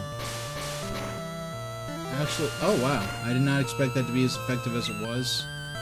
I don't remember, I never, aside from the more obvious ones like, oh, fire is super effective against grass, grass is super effective against water.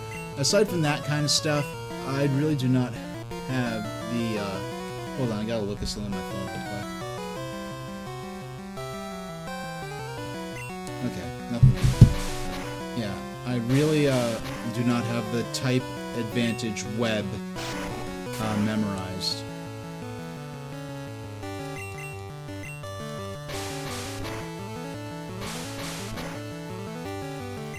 Oh, come on. Survive, survive, survive. Doggone! That was just me taking stupid risks. And now I have... no way. Yeah, it doesn't matter who I really send out at this point. I don't have a... the fact that they do not a revive is a basic or an equivalent, like a Phoenix Down in Final Fantasy. That is a basic item. That's not something you wait till you get nearly halfway through the game to make casually available in shops. Each defeated hiker. Oh, you win.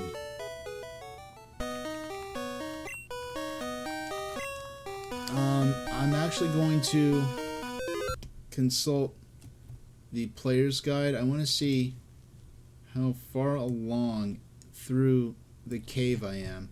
So here's, oh, doggone. Mod view. Okay, alright. I clicked the wrong thing. Okay. Yeah, I want to see, there's Mount Moon. Lieutenant Surge. Okay, Lavender Town. There's only two screens on this, first floor and basement.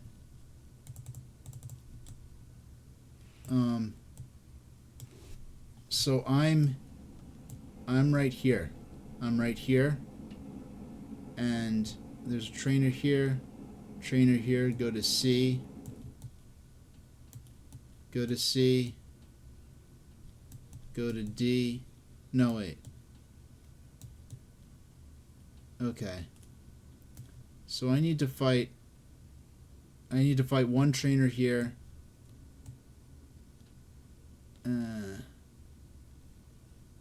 You know what? I'm just gonna have to it's probably best for my strategically to actually backtrack to the Pokemon Center. I was hoping not to have to do this, but it's the most sensible thing I could do in this situation, so I'm gonna go ahead, make our way back. Now, we have a repel? Yes, we do have a repel. We only have 2 of them now. So we gotta be efficient with our steps. Yeah, the repel lasts based on step count.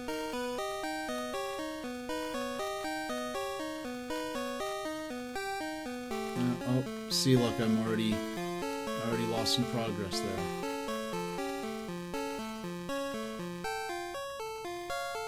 There we go. So if we go down here, repel's effect wore off. Alright, it didn't even last that long. But it got us a decent amount of the way without having to deal with any battles, so fine.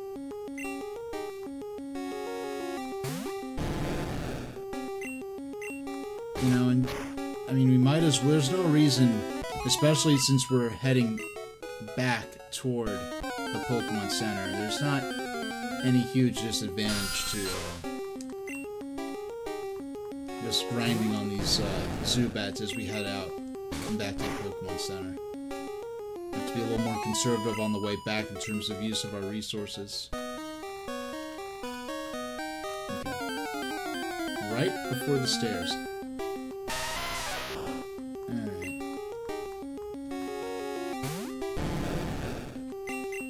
And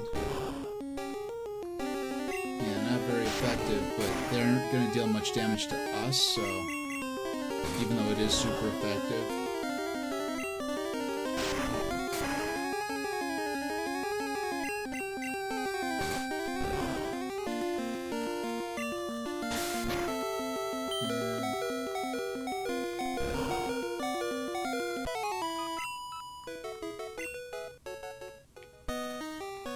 There we go. Back in the open. It only took I mean, imagine if I ran from those battles. Like, I would have been here even faster, but yeah, I'm not gonna go all the way back to, yeah, I won't go all the way back to, the shop, because you can't buy items here, which is ridiculous. You know, they should have had a shop nearby. But yeah, I'm guessing these Pokemon centers are state-run, or government-run to some extent. Because, hold on, okay, got it. Okay, first off, we're gonna switch here, we're gonna put you here, and have Pikachu use Flash, and we'll save the game. There we go. And we will, okay, item, no, we want to use our repel. Alright, buy us some time. Hasten our progress a bit through the map.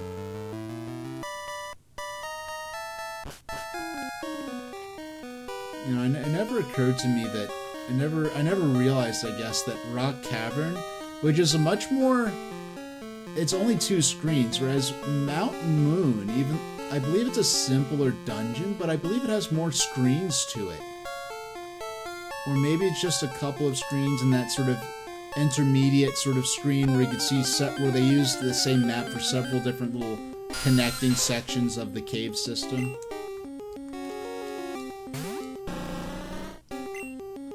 Alright. Let's use cut.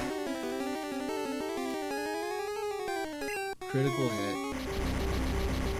Oh, please don't get... Okay. Yeah, it doesn't... Yeah, confusing it isn't a visible status ailment. Come on. Yeah. Alright, so Beedrill's getting some experience. See, look, that wasn't so bad. We're already back to where we were before.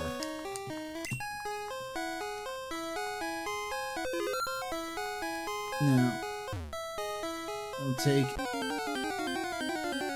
Yeah, this left path.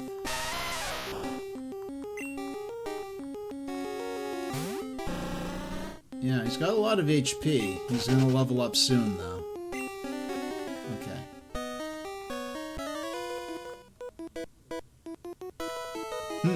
Maybe I'm lost in here.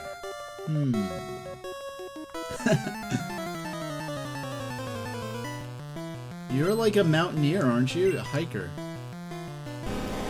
Yeah, for some reason... Well, it makes enough sense, but... In Pokemon Gold and Silver, they gave Hiker the remix, like, creepy, evil trainer theme, you know, da-na-na-na-na-na-na-na-na, da-na-na-na-na-na-na-na. They give him that theme.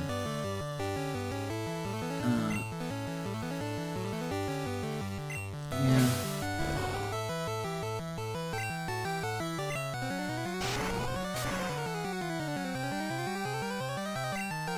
Yeah, we're gonna switch out. We're gonna just have... There's no reason not to have our Charmeleon here. We just bulldoze the, Okay. Remember? Yeah. There we go.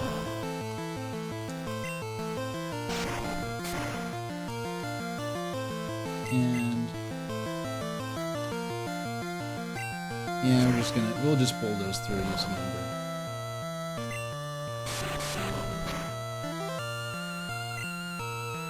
And we're bound. And it's not ticking off much.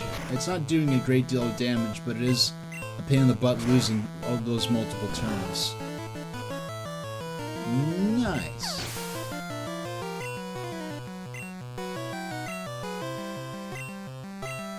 And another Onyx. Yes, we will switch. We'll send Beedrill out and then switch right back to,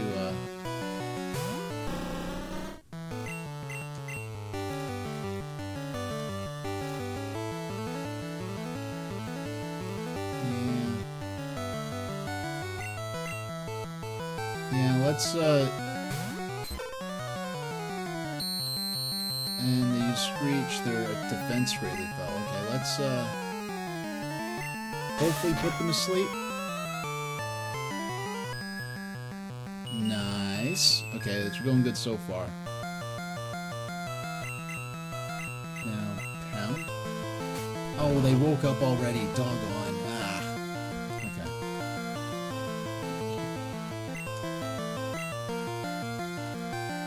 Okay, their attack missed. That's good. Screech, we drop our defense.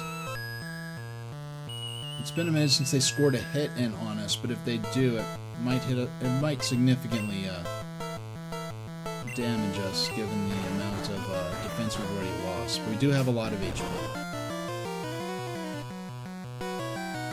Yeah, that's not very... That's not...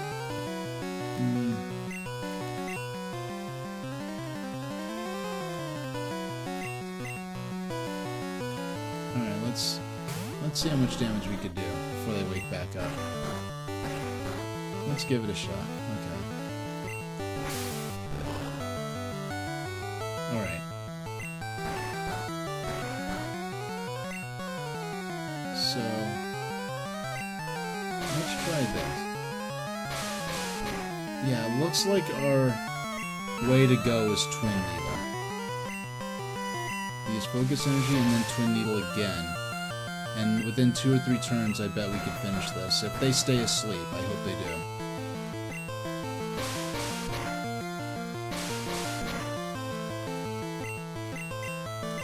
Alright, they woke up, but... Okay.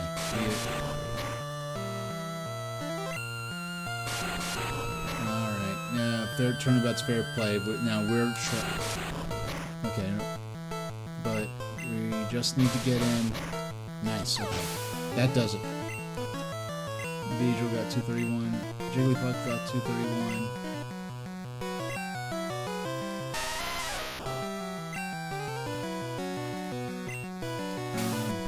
Can we get in? I know it's not very... I mean, it dealt 1 or 2 HP, but... Ah! Man, this thing is made of glass. I do not... I'm gonna make the call. I do not feel like going all the way back to the Pokemon Center again. We're gonna have to raise Beedrill once we leave Rock Cavern, because I'm not going back again unless I absolutely need to.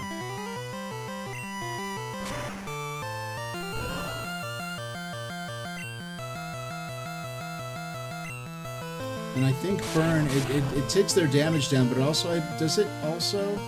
Is that the attack that also drops their defense? I mean, the status ailment that also drops their defense a bit?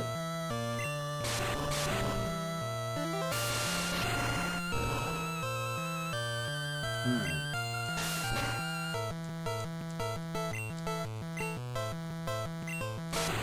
And... yeah, between... I would not have tried using Rage if they were not already burned.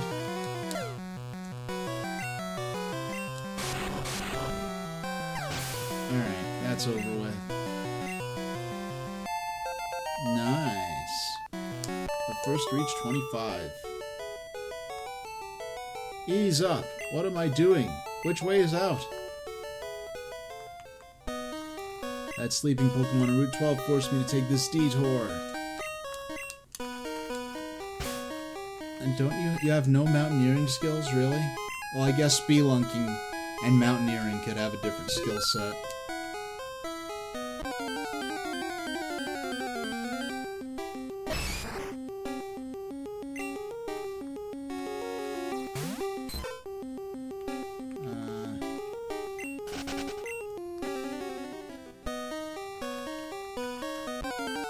Alright, I have to fight this guy. I could have... Alright, yeah, I'm just trying to get out to the other end of the cave so we don't have to go... Oh, great. Well, finally we get when we can escape. Is it? Okay. Second time lucky. Outsiders like you need to show me some respect. And, who are you again?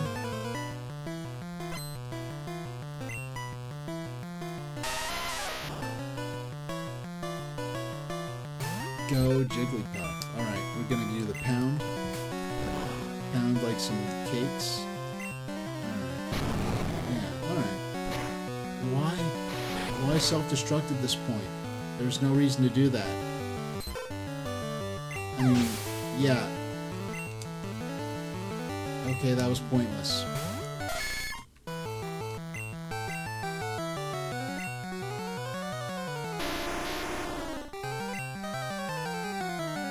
Yeah, Graveler. You know, I feel like Graveler is a Pokemon that kind of like... I see Geodude a lot. I see Golem a lot. I feel like I rarely see Graveler in like promotional materials and the like.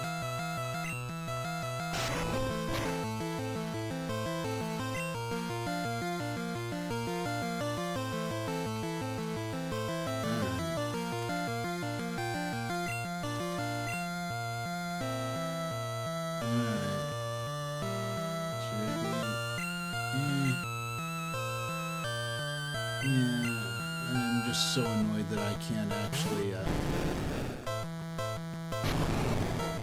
Why? Why? I don't, like... Yeah, I win by doing nothing. You knew that was your last Pokemon. What respect am I supposed to show you? I give. You're talented enough to hike. You're not talented enough to raise Pokemon. You just immediately self-destruct. It's not like, if you, what's the point of self-destructing when you have no Pokemon in reserve? Like,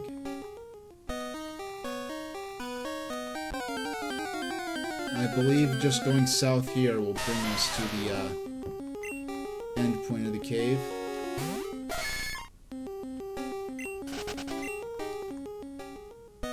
No, no. Okay. Throw the shot. I think that lass or Girl Scout or whoever they are, if I believe I'm outside of their forced encounter. Man, this is annoying.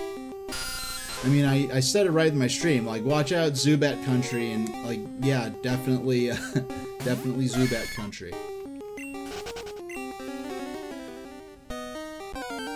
Oh.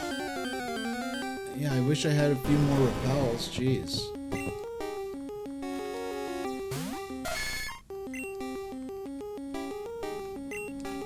This is just, yeah, I'm not, I feel like the, oh, I actually reached a dead end. Okay.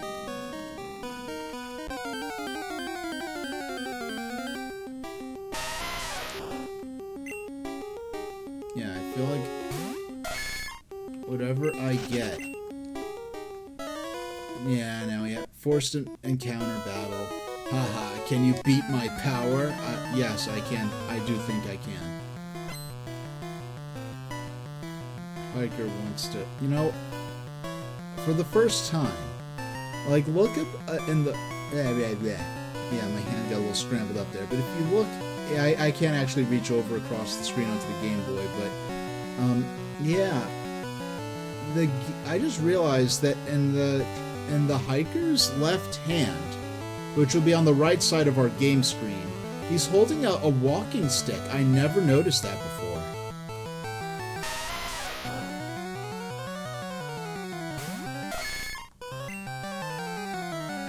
Poison sting. I'm just, when I do that, I really am just crossing my fingers to inflict poison damage. There we go. That's what I'm talking about. What? Why? I mean, it makes for fast battles, but why? I was about to use Geodude. What? H-change Pokemon. Okay.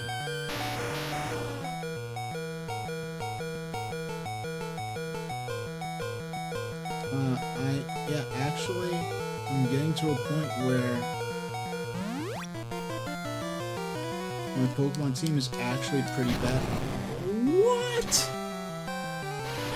Why are all these trainers obsessed with using self-destruct?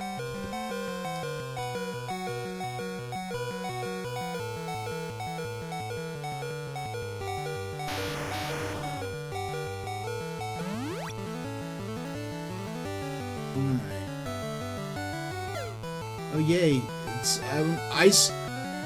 The second I saw the D in Defense Curl, I saw D-E. I'm like, I said D. I just immediately like destruct. I just immediately expected self-destruct to happen again. Okay.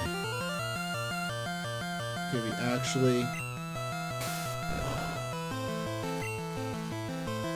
Nice. Okay, poison.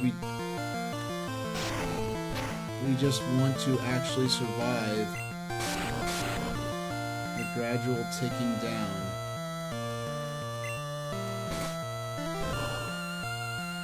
of the life and not. Okay.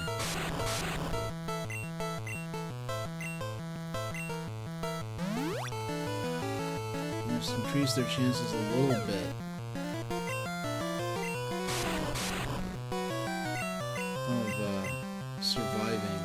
self-destruct.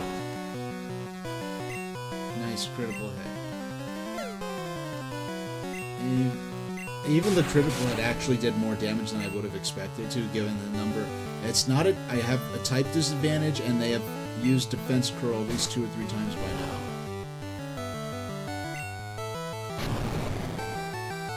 Why? I don't get it.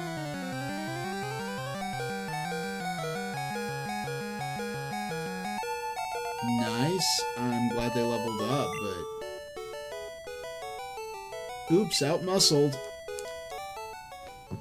If he did not keep... He could have actually potentially worn me down to the point of game over if they did not just keep self-destructing.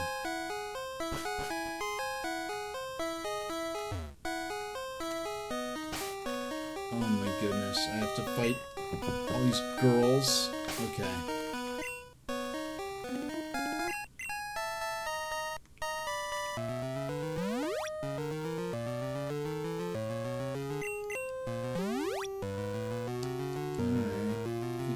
You've got to make it through at least 2 more battles.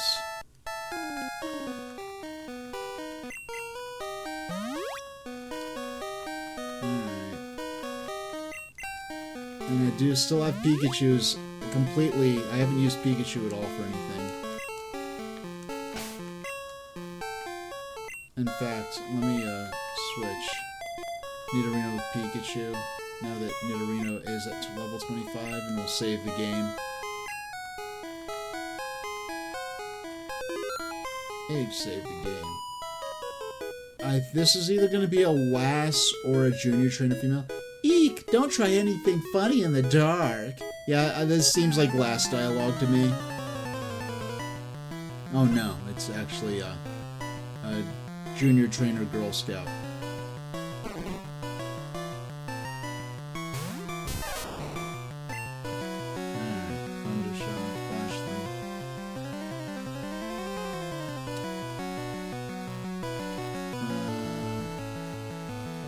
I don't think this is going to... This will paralyze them, but I don't believe electric type moves. Okay. Alright, they actually lost their turn. Alright, got lucky with that. Yeah, it's not particularly effective. Okay. Let's...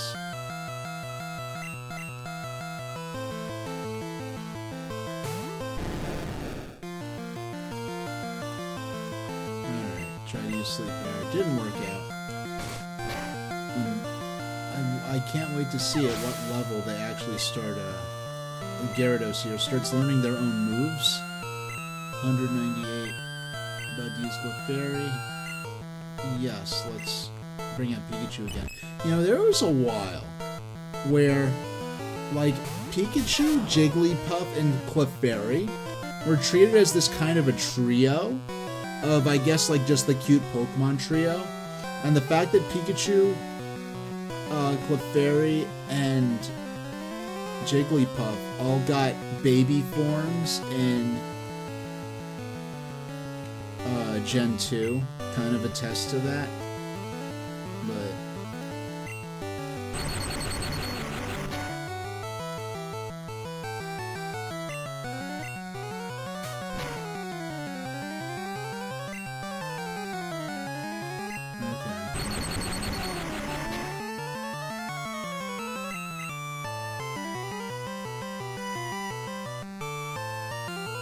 I don't know. Yeah, I mean, they're already paralyzed. Yeah, I'm not worried about them hitting me. I'm just going to keep using Thundershock at this point. Yeah, I do actually... Sometimes it may seem like I'm spamming moves. I am actually putting some thought into this. Now, sometimes when I spam through like flavor text, like in battle flavor text, that's different from when I'm like, yeah, I'll spam through flavor text where I know it's going to happen.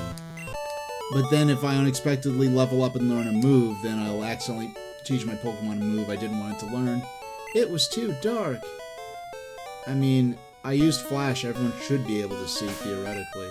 Okay. You have Pokemon. Let's start. Let's start what? Trading? Oh, I guess battling. Wow, she's got 4 of them. Okay. Yeah, Pikachu's pretty much, like, built for this battle. Okay. This might be a one-hit KO, let's see. Nearly. I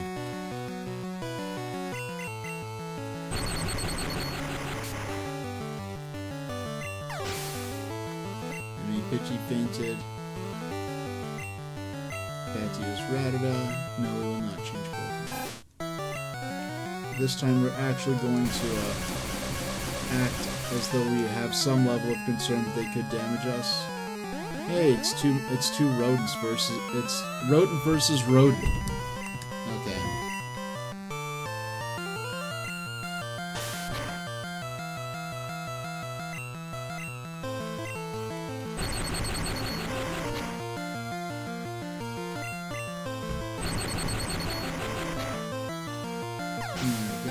Drop them. About to use another Rattata, huh? Okay. We will. Okay, Quick Attack is almost always going to go first. You have to create incredibly specific circumstances that I don't even think are possible in Gen 1 to avoid having Quick Attack hit first. But first, we need to heal up.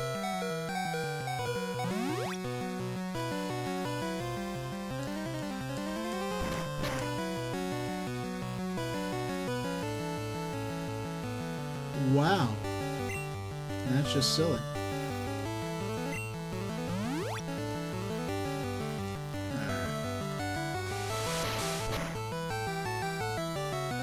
Alright.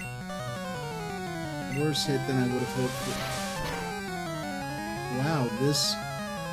You are being an actual...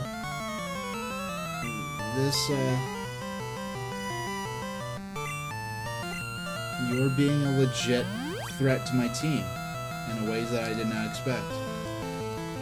Is this the infamous top percentage Rattata we've heard about so much? Okay.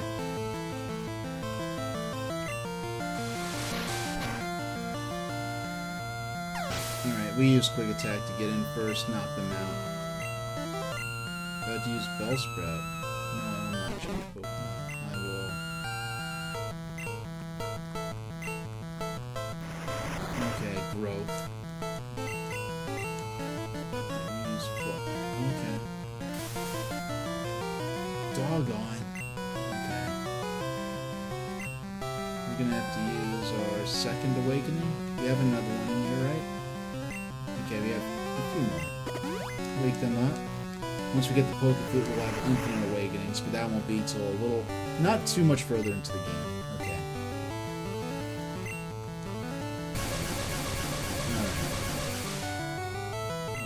Paralyze. And of course they still manage to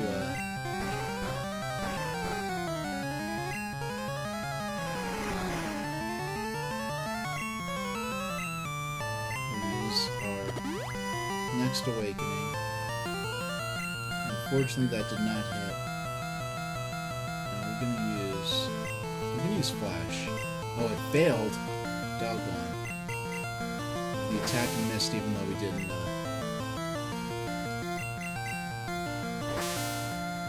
Okay. At this point, they are like between being paralyzed and having their accuracy decreased to such a degree. We should be able to just beat up on them using Quick Attack to end the battle. They keep using Growth. It's like they're charging up for like a really big attack. Fortunately, that Sleep Powder missed. If this attack doesn't do it, the next one will. Oh, wow. Okay, they have like 1 or 2 HP left. Yeah, and we're still stuck with this for now. Gonna have a few more turns of... Alright, this'll do it. 9s. Age defeated Junior Trainer Girl. You play hard. Phew, I'm all sweaty now. Okay, that's lovely. Okay. Yeah, I guess I should save. Yeah, I did not think that this would be such a... I remember this being, like, quite the... Oh my goodness, another one? Hold on. I'm not gonna switch to it. I just want to look at my map real quick that I got in my Pokemon Player's Guide. Alright. So, this trainer here is the last trainer before we could leave the cave and go to Lavender Town. I came this far for Pokemon. I mean, I've gone on pilgrimages. I've gone on hour-long train rides for Pokemon stuff. Oh, it's a meow. Phone. You're gonna have to beat up on it. Okay. Thunder Wave.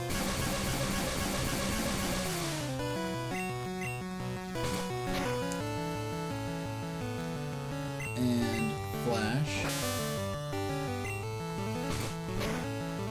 Got another bite in. Doggone! Alright, it's up to everyone else now.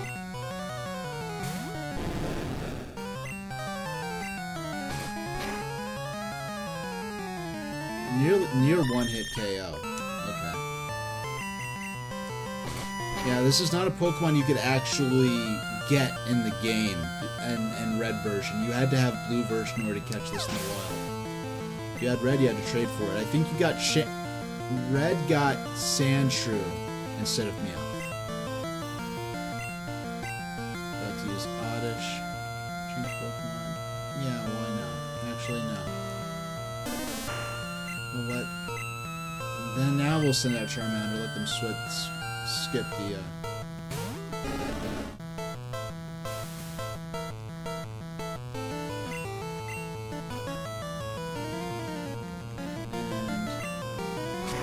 And I know we're poisoned, but...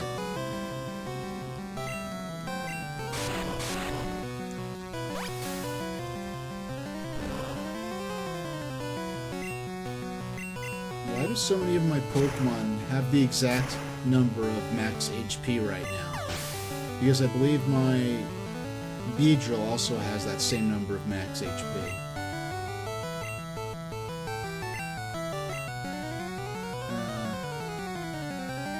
Yeah, I'd use Pikachu now, but Pikachu's knocked out, so... I'm gonna have to have,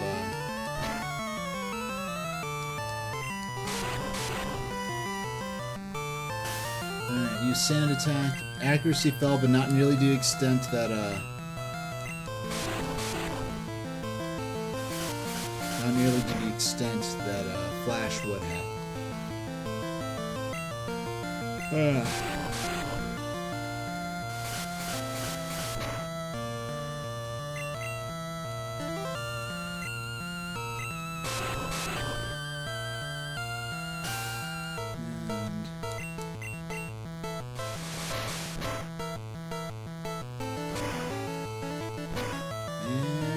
Yeah! That's our last... That was kind of our... Yeah, even though these are kind of dungeons, they don't have a boss in the particular sense. Other actual dungeons we will play at. I mean, in terms of... In the context of the story, it makes sense, but... Really? Really? I hope that they did not put a trainer right there. That would be such bogus, togus, butt nonsense.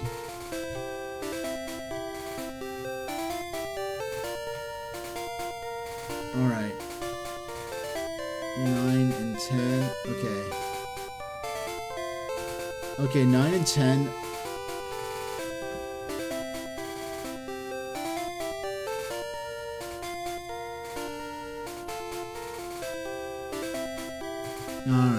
Alright, we're good. She's not a trainer. What? What? Hold on, the player's guide did not make it look like she was... The player's guide... You know what? the player's guide does not indicate whether or not NPCs are trainers. Like, which, like, characters on the map are going to turn out to be Pokemon trainers. That's something that I thought would be in this guide, but it's not. And I'd also expect which Pokemon they're using to be in this guide, but it's not. So, looks like we're just going to have to make do with the information we have. Hopefully, I did not heal up any of my Pokemon. I'm feeling a bit faint from this tough hike. I hope... I really hope. Okay, she only has 2 Pokemon.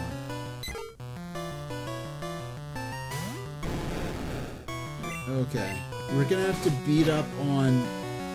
Okay, we're nearly one-hit KO'd their first Pidgey. I hope... I'm looking at the player's guide right now.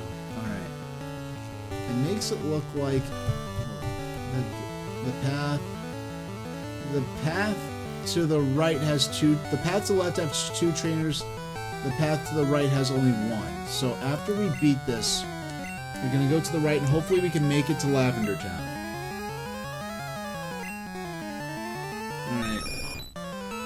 It's Pidgeotto, the evolved form of Pidgey. I'm really anxious for Gyarados to start learning some moves. It still has this Splash. Because I effectively have 2 empty item slots, because there's no reason to use Splash. It's an intentionally useless move. Alright. Nice! Got to level 25. Okay, that's good. Hey! That's what was I just saying? What was I just saying? We finally learned Dragon Rage. That's more like it. Alright. I'm gonna switch the order of those moves on Gyarados, okay. Oh wait, is that something you have to do in battle in this game? Yeah, I think... Yeah, it seems like you actually have to do that in battle using the select button, if I'm not mistaken. It's been a few months since I've done it, but... Alright. We have plenty of antidotes. And we'll use a super potion on Charmeleon. I doubt the next... Yeah, look at that. My Beedrill and my Charmeleon both have the same number of max HP right now. Not intentional, but wait, did I? Oh. Okay. I mean, it just looked like the thing to do to check that bush, and it turned out to have a max ether in it. Oh, wow. And you could actually bypass the trainer. I didn't consider that. And we've reached Lavender Town, the creepy, sad part of the game. Alright.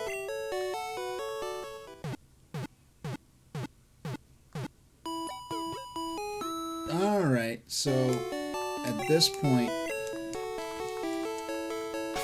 we're gonna, hold on, Pikachu. Okay, we're gonna actually, yeah, how about, well, we've been streaming for a couple hours now.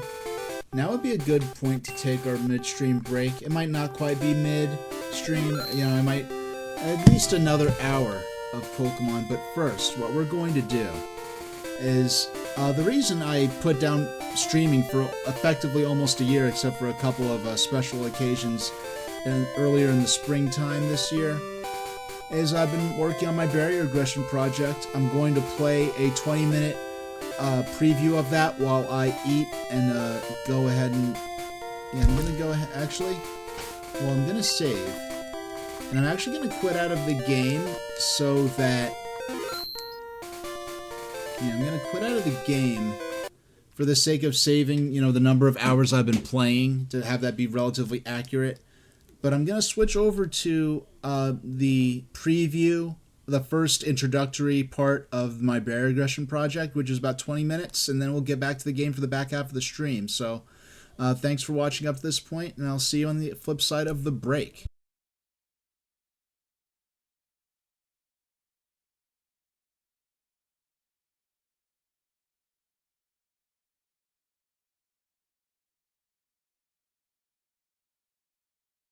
Yeah, that's how I access my player's guide. I pressed the wrong button, but here we go. Now is the right button.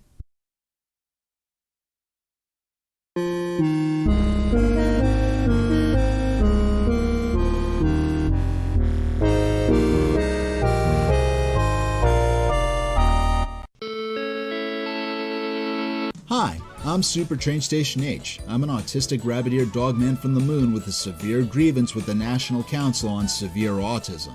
The NCSA says that it wants to fight the spread of misinformation concerning autism and promote what it calls genuine awareness for autistic people whose survival and safety depends upon perpetual lifelong assistance and support. I personally would like to believe that most members and supporters of the NCSA would define genuine awareness as a call to organize to secure better futures and societal understanding for uniquely vulnerable disabled people who are highly isolated, incredibly disenfranchised, and widely misunderstood and underestimated. The NCSA's online content coordinator, Cindy Wall, hosted a presentation in the spring of 2024 on YouTube for the NCSA that I personally think did a pretty good job challenging online autism misinformation. Even if I have a number of strong disagreements with Cindy in terms of her TikTok content, even if every detail of her YouTube webcast for the NCSA wasn't to the liking of certain neurodiversity activists, I personally found that particular presentation from her to be mostly balanced, largely non-judgmental, and a generally positive addition to the autism discussion that brought up some pretty good points. Unfortunately, other NCSA leaders, like its president Jill Escher, seem to think that promoting genuine awareness of autism means accusing autistic people other than the children and patients of NCSA members of falsely claiming disability and of diverting public visibility and resources from actual autistic people. Now, Jill Escher is not a doctor of any kind, and yet she assumes authority to confiscate and invalidate disability labels of total strangers, authority that somehow supersedes that of actual doctors who personally work with disabled people. Now, the NCSA has taken discriminatory claims like Jill Escher's to such an extreme that NCSA leaders have levied accusations of facetious self-diagnosis of autism at autistic people who are known to have been professionally diagnosed in a clinical setting. The NCSA has also published online messages describing the clinical diagnosis of high-functioning autism as somehow being a form of self-identification. These acts remove any debate for or against the validity of self-diagnosis from this equation and establishes that the NCSA can be reasonably understood only to accept the presence and visibility of autistic people who are deemed useful to the narrative pushed by some of their members.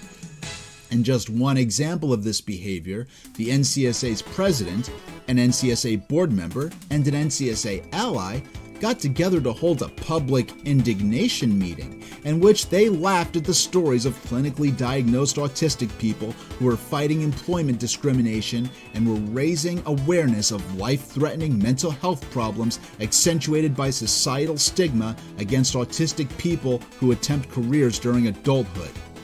Because the autistic people featured in this article were described by themselves as high-functioning, the NCSA's president, Jill Escher, led her podcast panelists in deriding and dismissing the experiences of these innocent autistic people as identity-driven fantasies that did a disservice to those said by NCSA board member Lee Wachtel to have so-called true autism, which is a term with no academic or scientific recognition, and not one that I'd expect to be coming from the mouth of a person of leadership within the Kennedy Krieger Institute, a hospital for disabled children.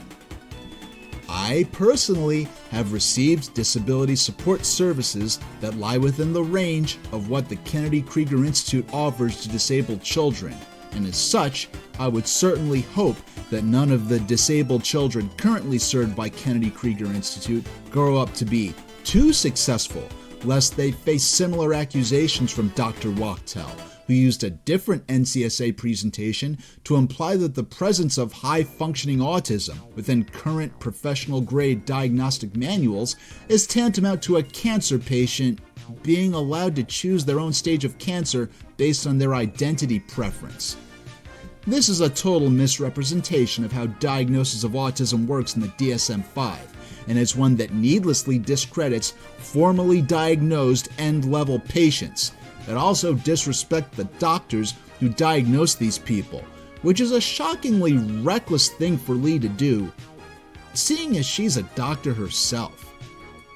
In episode 39 of the NCSA's official podcast, they accused relatively higher functioning autistic people simply for their being featured in a Spectrum News article about the impact of anti-autistic workplace discrimination, of therefore conspiring to censor the parents of autistic children who weren't able to attempt careers or live independently.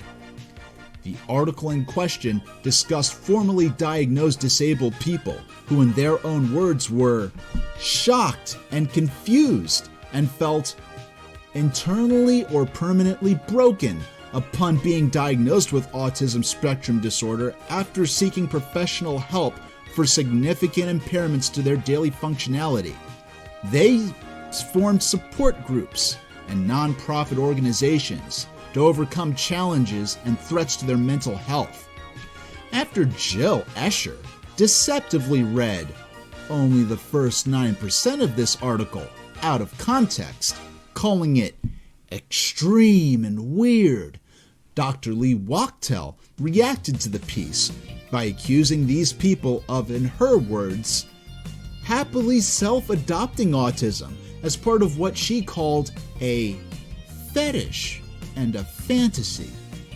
Lee said that by coming forward in that article with their lived experiences, that they had discriminated against relatively lower functioning autistic people in a manner that she likened to anti-Semitism. NCSA president and founder Jill Escher has claimed on one episode of the NCSA podcast that neurodiversity proponents are ideologically opposed to the success of autistic people, but then used a different episode of that same podcast series to discredit and ridicule autistic neurodiversity proponents who she felt were too successful to be called disabled or suffering. Accusing autistic self-advocates of opposing the success of autistic people while chiding autistic people when they are successful in a way recognized as such by the non-disabled world is only one of many contradictions posed by Jill's NCSA. Jill platforms guests who use the NCSA's stage to laugh at the idea of professionally diagnosed autistic people attending college or attempting careers or being involved in art and poetry, with NCSA board members and allies dismissing that thoroughly documented aspect of the history of autism as nothing but a mere personal theory, recently forced into autism discourse by falsely autistic online activists to erase the truth about autism. The NCSA accuses autistic self-advocates of replacing the truth about autism as a severe disability with feel-good neurodiversity propaganda stories and myths of savant talents and hyper-capability, only for these same people to then denounce autistic self-advocates for attempting to share personal stories of struggle, suffering, and difficulty, saying that they have no right to speak about suffering or impairment since they are, according to Jill, hyper-privileged and not disabled.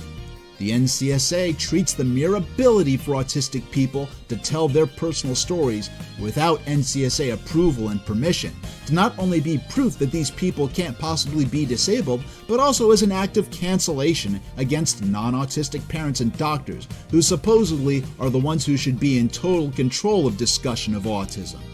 Suggestions that autistic people themselves could also be involved are denounced as censorship, and bias levied by irreverent and falsely disabled political partisans with an axe to grind against real autistic people and their parents. The NCSA, in cases like these, uses concerns about the self-diagnosis of autism as a thin distraction to disguise their general dismissal and dislike of the struggles of autistic people, including the professionally diagnosed, whose formalized recognition, presence, and visibility within the disability space clashes with what NCSA supporters have called the brand of autism that the NCSA wants to promote as part of what it describes as authentic awareness. And while pretending to criticize online misbehavior within the neurodiversity movement, Jill, using the NCSA, has also defamed autistic people she sees as being too successful to be disabled by suggesting that those with what she calls high-functioning autism be re-diagnosed with personality disorders, an idea repeated on the NCSA podcast on multiple occasions, which in this context clearly serves to draw the personal character and trustworthiness of autistic people unfavored by the NCSA into question. Additionally, Jill has described the clinically conducted diagnoses of autistic people who possess reading or writing skills and use spoken language to be a violent absurdity committed against the autistic children of Jill and other NCSA members. Jill seems to consider the DSM-5 era autism guidelines to be a revisionist farce of the social media epoch for including those she calls high-functioning, an egregious error according to her that would have never stood in decades past. However, the type of autistic people targeted by the NCSA with these comments have been described in professional-grade diagnostic literature from the American Psychiatric Association as being severely impaired in clinically significant ways, not just today in the DSM-5 era, but over 30 years ago, even if they may not have always had the specific word autism in their formal diagnostic title. Some at the NCSA misrepresent late diagnosed autistics and autistics who might have potentially been included in the now abolished Asperger's syndrome category as trivially quirky nerds who can't possibly be severely disabled and instead are somehow privileged.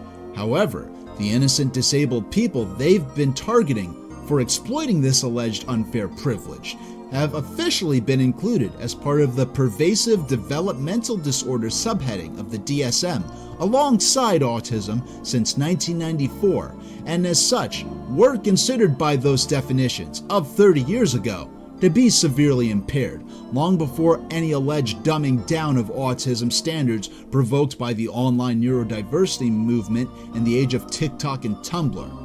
So I remind you again that the DSM-4 standards of disability are those that many of these critics believe got these diagnoses right by keeping the autistic disorder and Asperger's syndrome as separate diagnoses.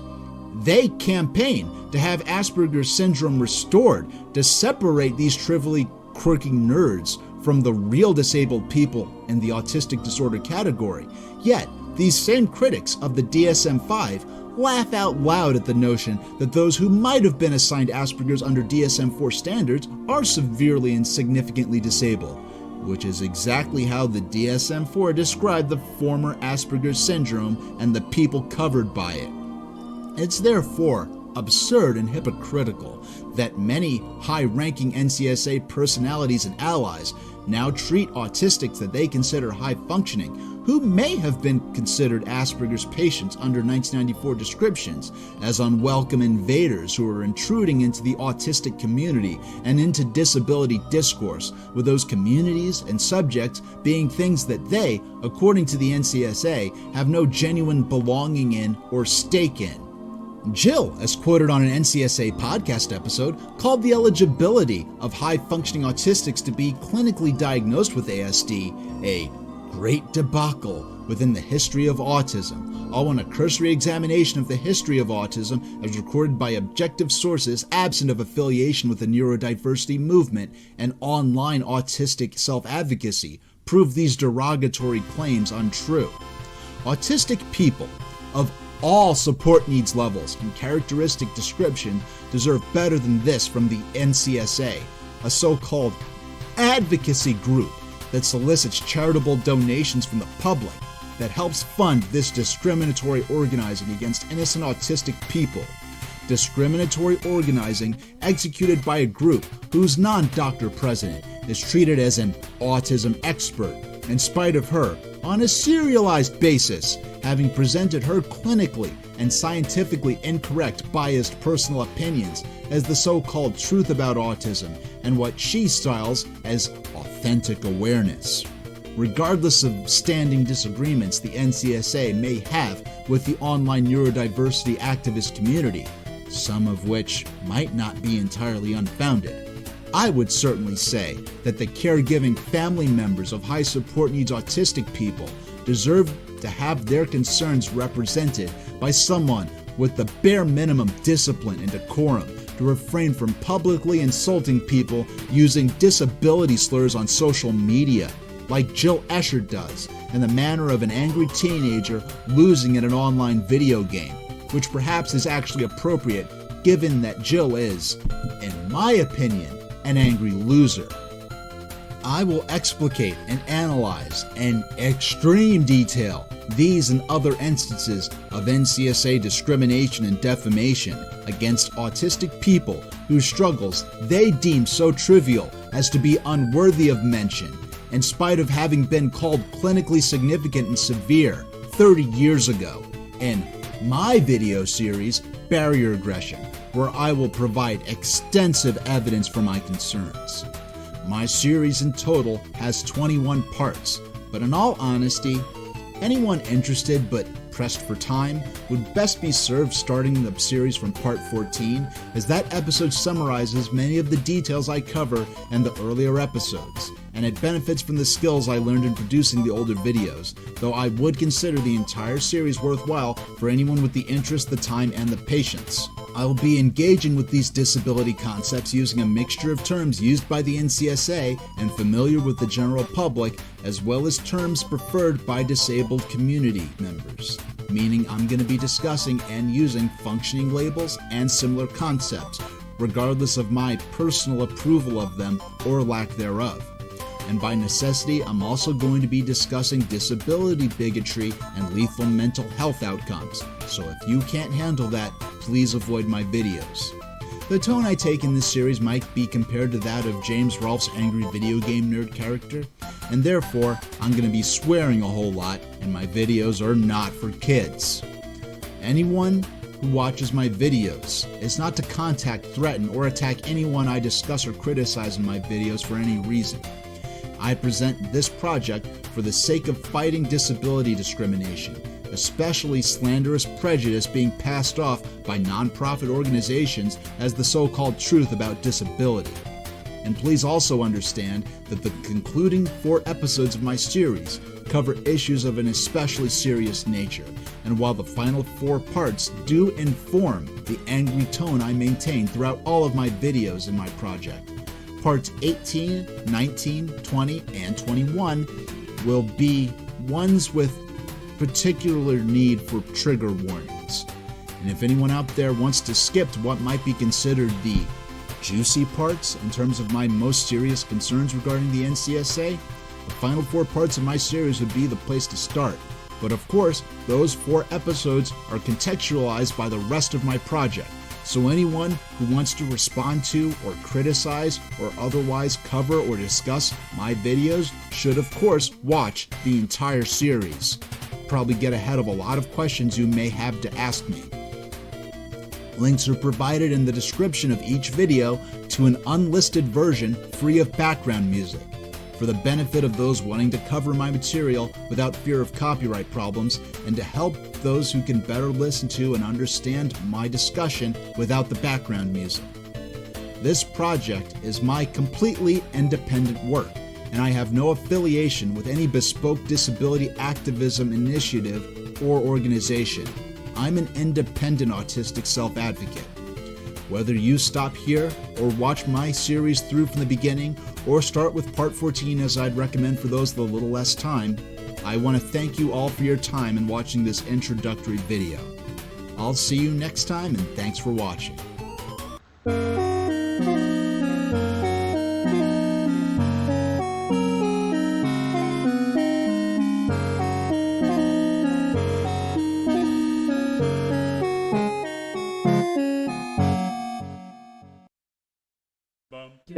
They ran this article. Doctors with autism speak out against stigma. All right, so never mind the fact that neither of my children even understand what a doctor is. But, they use doctors with autism. And I'm curious, you guys, you've had long careers in medicine.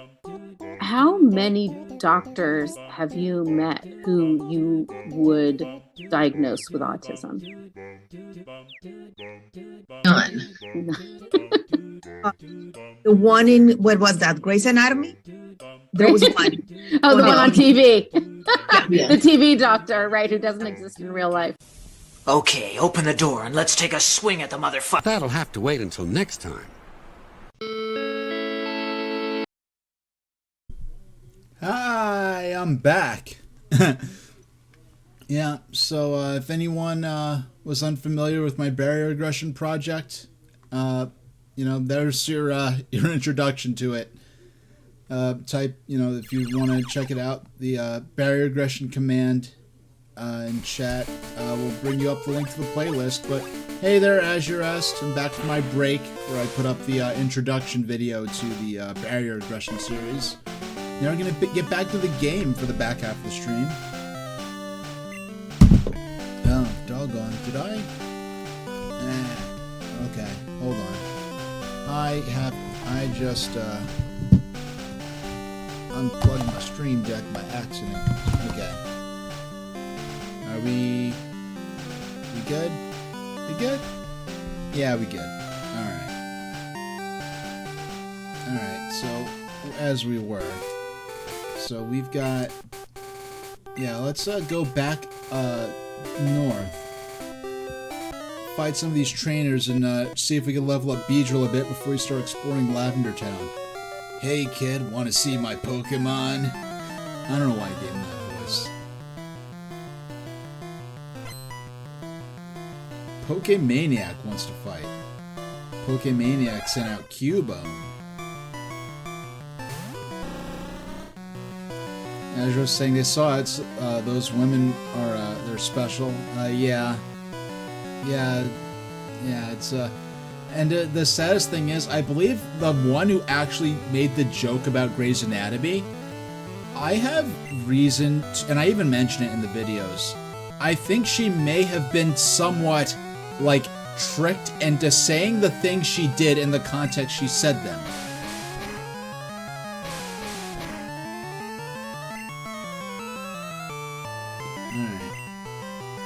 So,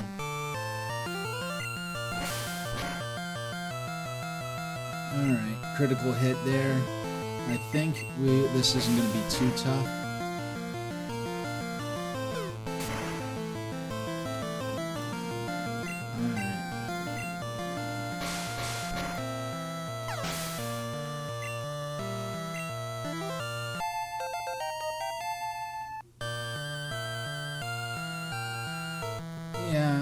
Yeah, it's getting to be about holiday time. About to use Slowpoke. Yeah, this should not be tough either. We'll try to poison early on.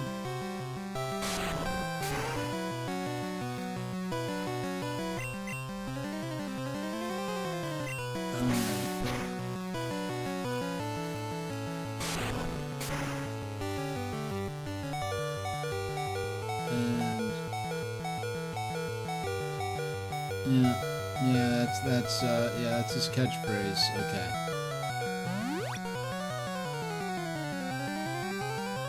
Alright. I just want to... Yeah, so I think Psychic is really... Confusion is a Psychic type move and it's really effective against bugs, so I'm hoping... Okay, good. Good, okay. We're able to knock him out before he used that attack again. And that's the battle. And we did get our level up. Oh no, my Pokemon! Okay. Got 1,000. Yeah. Well, that's one thing I forgot. Yeah, we have a ton of money. Yeah, we're nearly halfway through the game already. Yeah.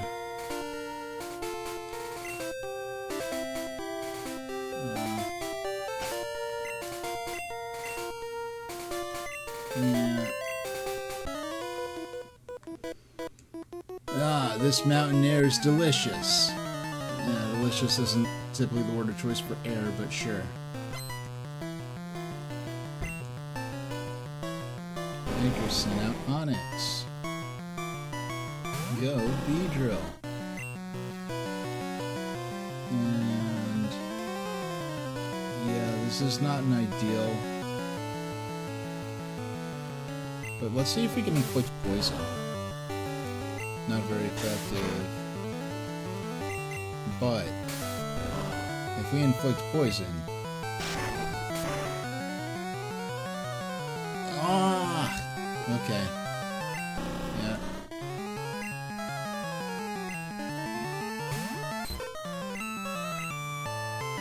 Yeah, let's just go ahead. We got our level up for...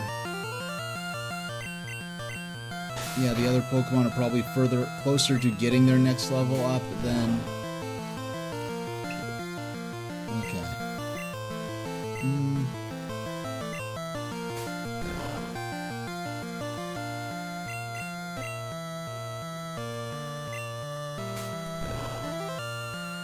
There we go.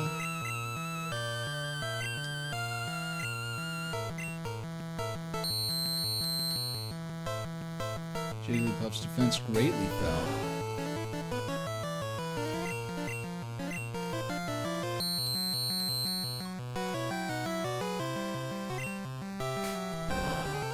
Alright, we're just chipping away.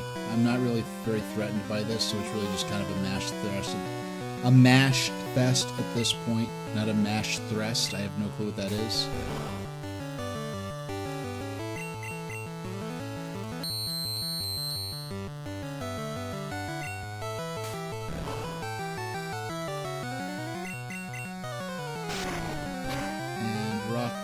Yeah, actually finally dealing decent, considerable damage. Alright, if we can... No, we didn't make it! Okay. Not really very high stakes, so... Oh yeah, that... Yeah, I can't... Yeah, I forgot. Electric type moves just flat out do not deal damage at all to rock type, so we're gonna have to use quick attack. Which should... Oh. By 1 HP. Wow. And that does it. Nice. Pikachu's at level 25 now.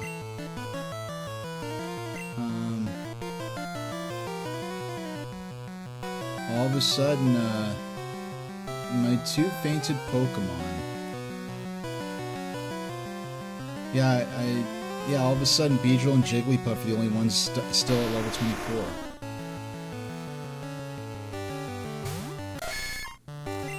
Or, yeah, Beedrill and... for some reason, I thought I said Pikachu and Jigglypuff, but no. I believe I did say Beedrill correctly. Okay.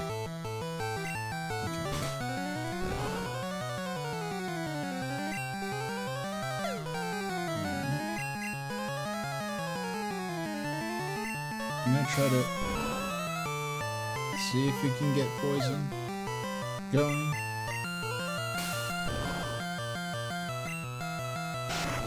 Even though it's not dealing a lot of damage, if we can start the poison counter ticking, that would get us pretty far. Nice. Okay.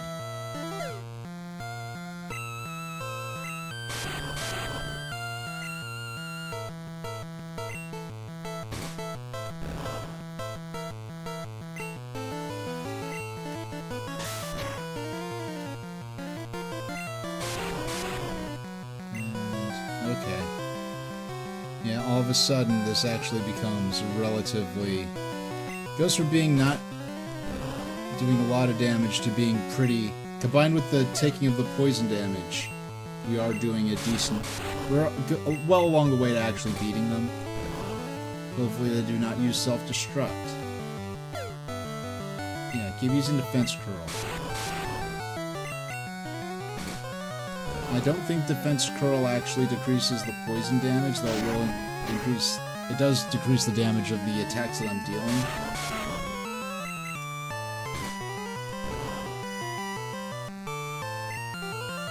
And attack. See, like, why now would be a time to use? Yeah, like, why? What is with this? I don't know if this Graveler knows self-destruct, but like, why are they having them not use it times like now? But like, yeah, some of the uses of self-destruct by NPCs makes no sense in this game. That cleared my head. Alright, we're gonna go down and heal.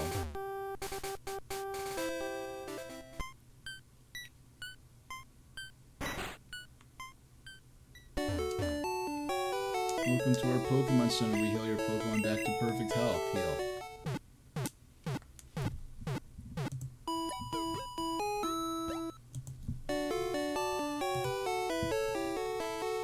Thank you, your Pokemon are fighting fit. We hope to see you again. Alright. So, once we clear... I think there's one more trainer. We want to train... We want to get Jigglypuff and Beedrill up to level 25. And once we do that, then we'll start exploring around in Lavender Town. Lavender Town is going to be... it's not like the other cities we've been to. It is the only...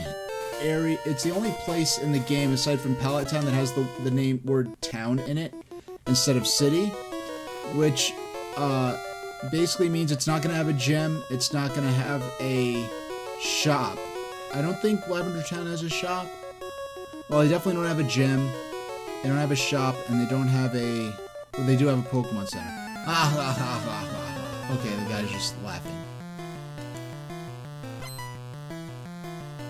Hiker wants to fight. Hiker sent out Geodude.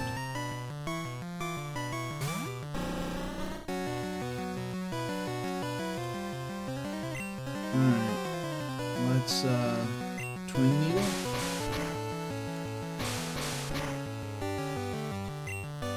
Then twice. Okay. Let's focus on Game and Twin Needle again.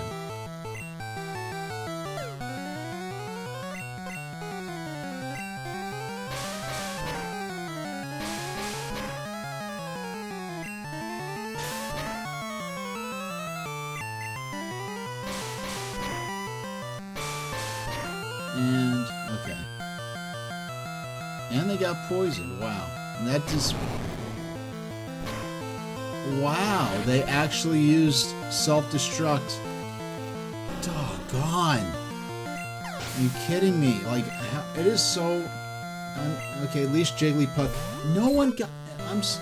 This is such a... I'm just annoyed by all these missed opportunities.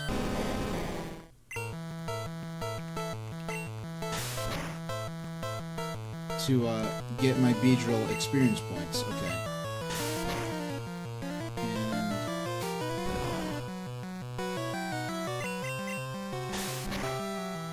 And there we go.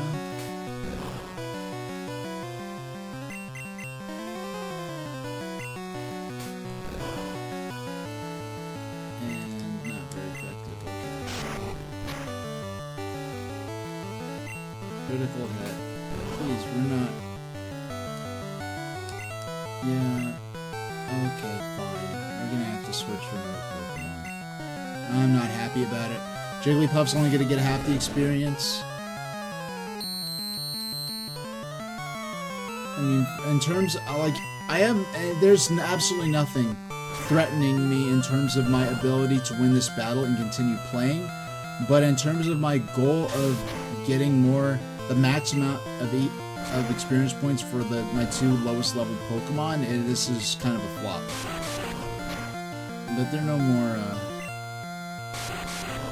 no more Pokemon trainers up here, so we can just head south and explore the town itself.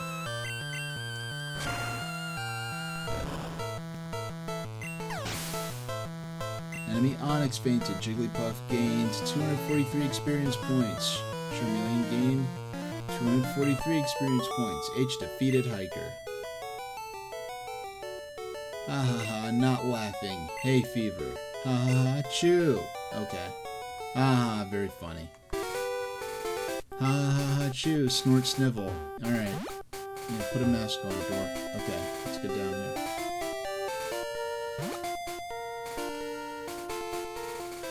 First thing we gotta... I forgot whether or not there's a shop in this town. If there's not a shop in this town, that kind of sucks. Okay, we'll need your Pokemon. Thank you, your Pokemon are fighting fit. We hope to see you again. Team Rocket will do anything for the sake of gold. Cubones wear skulls, right? People will pay a lot for one. I saw Cubone's mother die. What? I forgot. This is that part of the game. This little girl saw that? I saw Cubone's mother die trying to escape from Team Rocket. Jeez.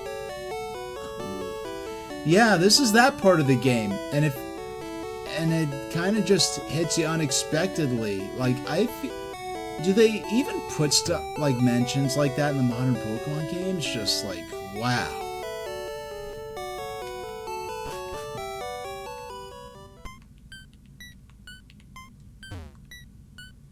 Ghosts appeared in Pokemon Tower. I think they're the spirits of Pokemon that the Rockets killed.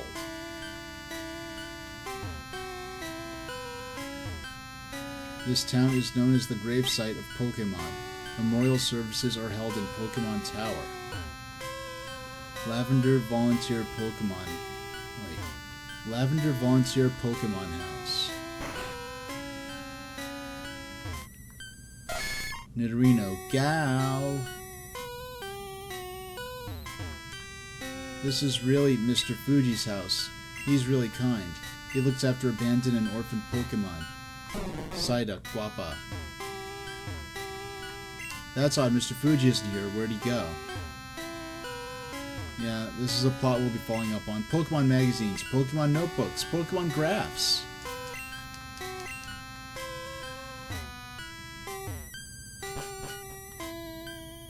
Alright. Do you believe in ghosts? Yes. Really, so they are believers. Do you believe in ghosts? No. Ha ha ha, I guess not. That white hand on your shoulder, it's not real. Yeah, kid, you're gonna try to freak me out. Okay.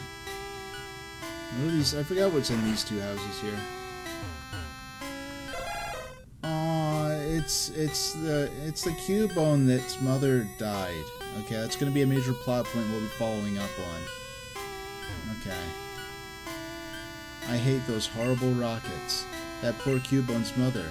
It was killed trying to escape from Team Rocket. Yeah, I remembered this Cubone being in Mr. Fuji's house, actually. A town map. Okay. You don't need that.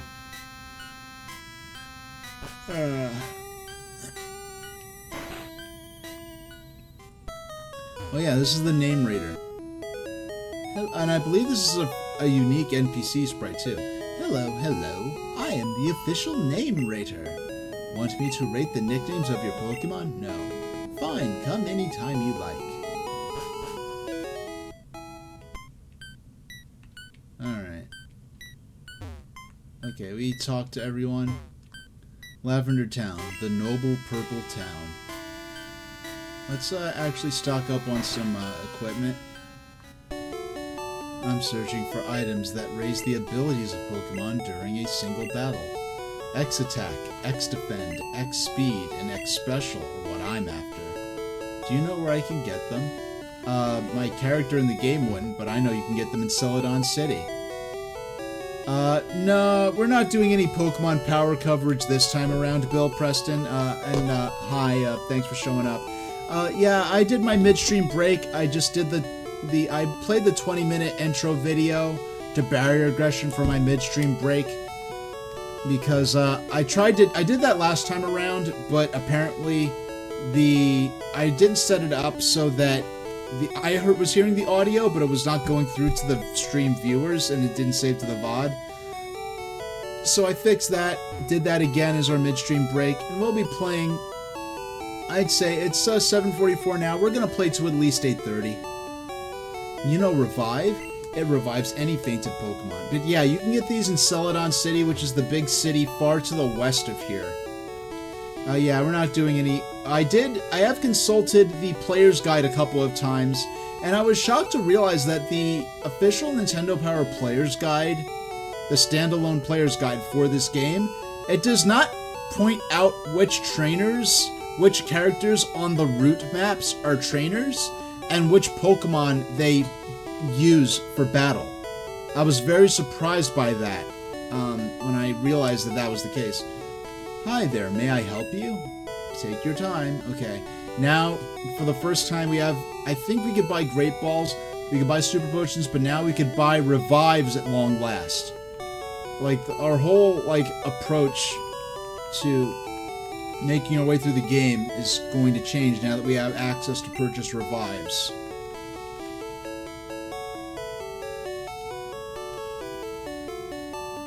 Yeah, we're gonna spend... No, 9 is enough. Okay, still have a 5,000. We're never going into Rock Cavern again, so we don't need Super Repels for now. But what we do need is, some Super Potions.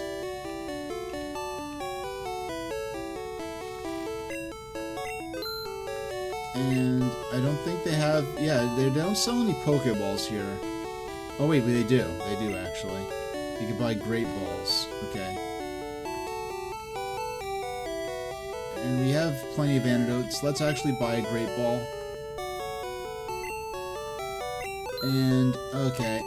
Yeah, so all the money we've made throughout the day is all gone already. Wow, tons of Pokemon stuff. Yeah, you don't actually get to handle it because it's much easier in terms of game design to have a menu instead of choosing items, bringing them up to the... At least for this kind of game. In Legend of Zelda Link's Awakening, for the same system, you actually do, shop manually for the items and bring them up to the register. Would you like to save the game? Now saving. H, save the game. Alright, let's check out Pokemon Tower. Yeah, but let's... Okay, we've got plenty of antidotes. But we do want to have... We're going to put the antidote right there. Alright. Yeah, nice, very somber and creepy music for Lavender Town. There's, copy pastas about allegedly, the original version of this track in the, Red and Green in Japan causing seizures and stuff like that. Bill Preston is saying, you brought them to the register? I just brought them to the exit. In Legend of Zelda Link's Awakening, you do have the option to shoplift. And when you go back into the store, the cashier reveals that he's actually a Dark Lord, and he murders you with electric that he fires from his hands. Yeah, and here's, the saddest part of the game. Not very,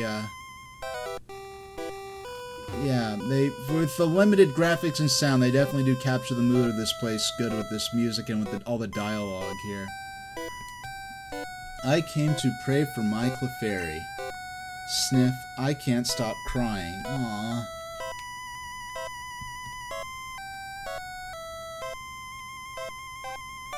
And Bill is saying, I love that they have that as a mechanic. Can't think of a game before where you could steal from shops. No, and the thing is, just for the Legend of Zelda as a setting, the idea of a shop with a cash register is almost kind of weirdly anachronistic, but this is also the first Zelda game to have photography and telephones. And, so, you know, it's a wacky Zelda game. And I think I'm going to be laying off of Game Boy for a little while once I finish Pokémon Red. But, in terms of long format games, I'm going to be laying off of Game Boy for a minute. But, when we go to start the Legend of Zelda games, the first we will be playing is going to be Link's Awakening. Because Link's Awakening was actually the very first Zelda game I played, and I played it on this original model Game Boy, just like you're seeing here. Did you come to pay respects? Bless you.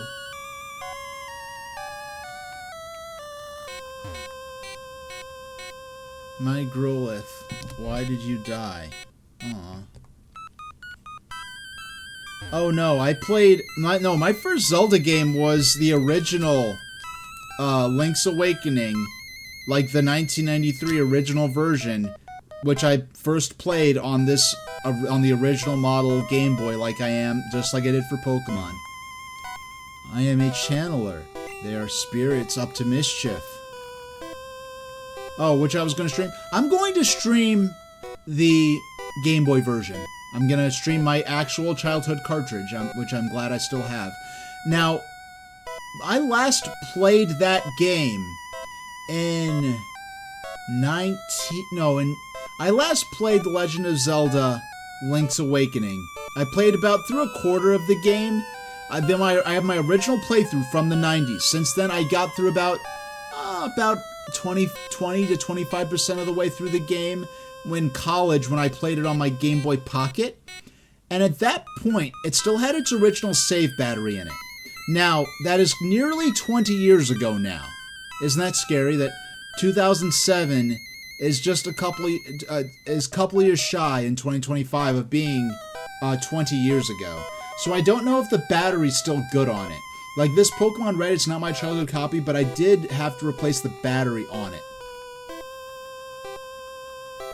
And if the save battery is still good in that Link's Awakening, it will have a save file on it that it's not my save file, but I know it goes back to probably 1993.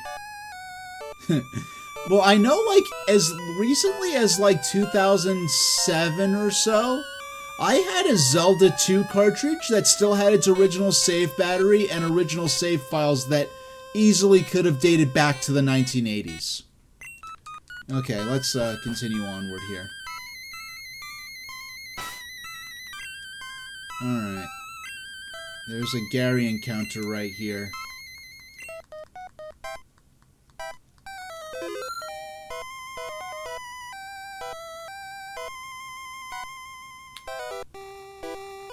Is this set up not to give me any random encounters? Hey, H, what brings you here? Your Pokemon don't look dead. I can at least make them faint. Gee whiz, let's go, pal. Gee freaking whiz, Gary, you are so freaking extra. Gary wants to fight. Gary sent out Pidgeotto. Go, Beedrill. Yeah, I am at an instant type disadvantage. But I will turn that into a type advantage and level up, and Beedrill will get half the EXP. Okay. And we are of equal levels, so critical hit and super effective. Whirlwind, I believe, only works on wild Pokemon.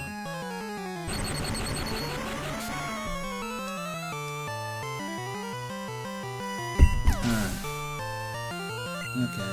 Just took a hit from my invisible water bottle. Gary's about to use Growlithe. Exchange Pokemon. Well, it's like...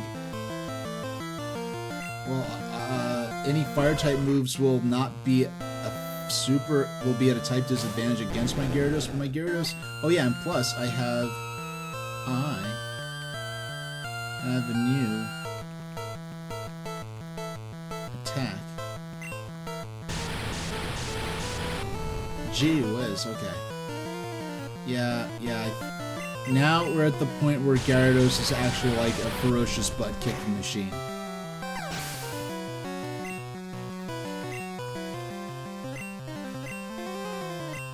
Now, okay. But it's, I think Execute is Execute Grass and Psychic? Well, only one way to find out. Well, let's try Poison Sting. Okay. It's super, okay. Yeah, it's interesting. Yeah, that sound effect for Psychic, it's not, okay. Oh, only one Awakening left.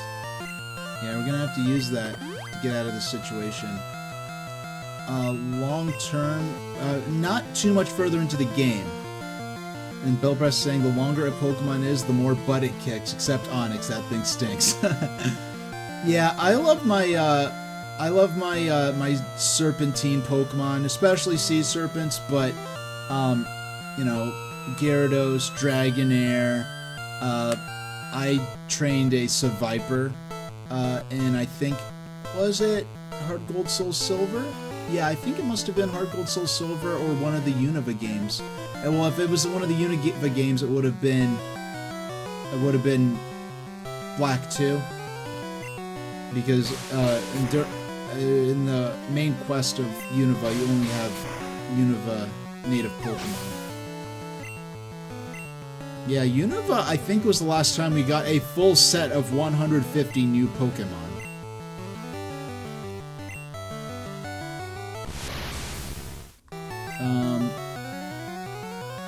Either Bug is super effective or not effective at all, and I forgot which.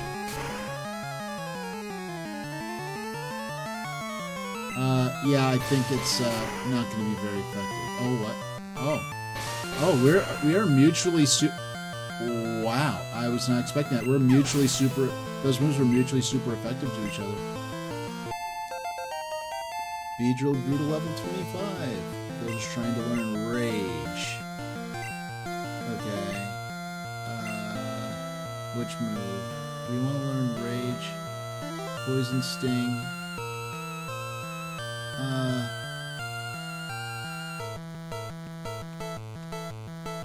I actually do not want to learn Rage. We're not going to learn Rage, actually. He's about to use War Total.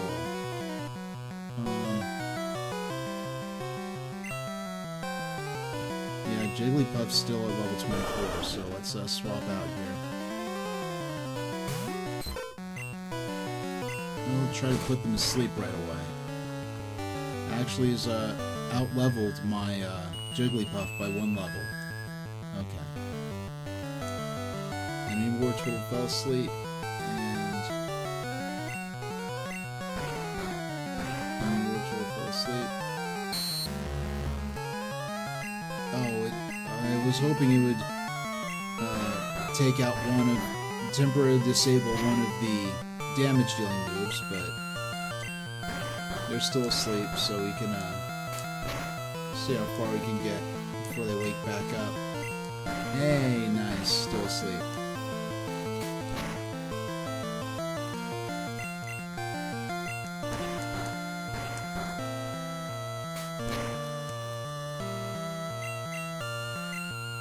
And they woke up. Nearly into... Oh, yeah, I forgot. We actually have a battle with advanced AI. Yeah, Gary's one of the few trainers that gym leaders, Elite Four, and gym leaders, Elite Four, Gary, and there's a certain trainer class, like I forgot what they're called. The one with that are holding whips, they're the only all those trainer classes are the only ones that will use items in battle normally.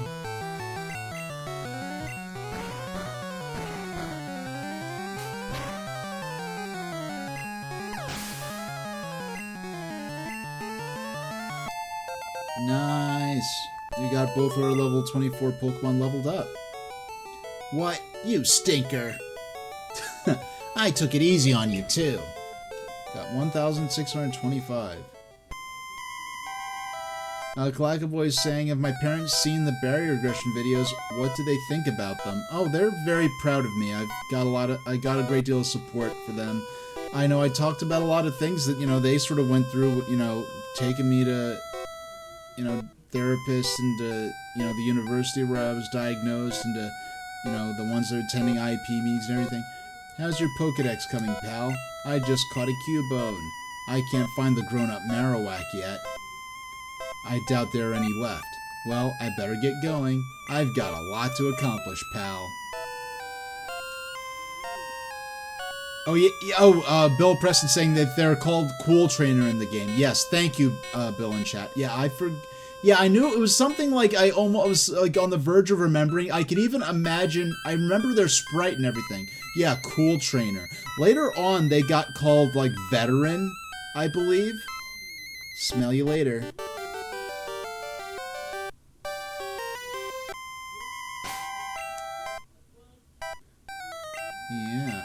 Yeah. Actually, even we could not identify the wayward ghosts. A self-scope might be able to unmask them. Yeah, so when we go in here... Oh my gosh! Ghost appeared! Darn, the ghost can't be ID'd. Go Beedrill. So if we try to attack, Beedrill is too scared to move! Yeah, our ghost. Get out! Get out! I don't know why...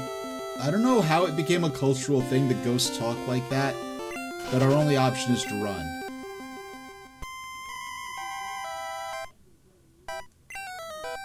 So basically, the idea is we need to find a machine that will allow us... We need to find a special pair of goggles that will allow us to see and identify the ghosts, which are ghost-type Pokemon. And so they intend for us to leave at this point. Alright. So we can go...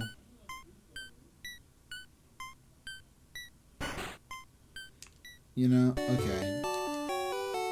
Welcome to our Pokemon Center. We heal your Pokemon back to perfect health. Okay, we'll need your Pokemon.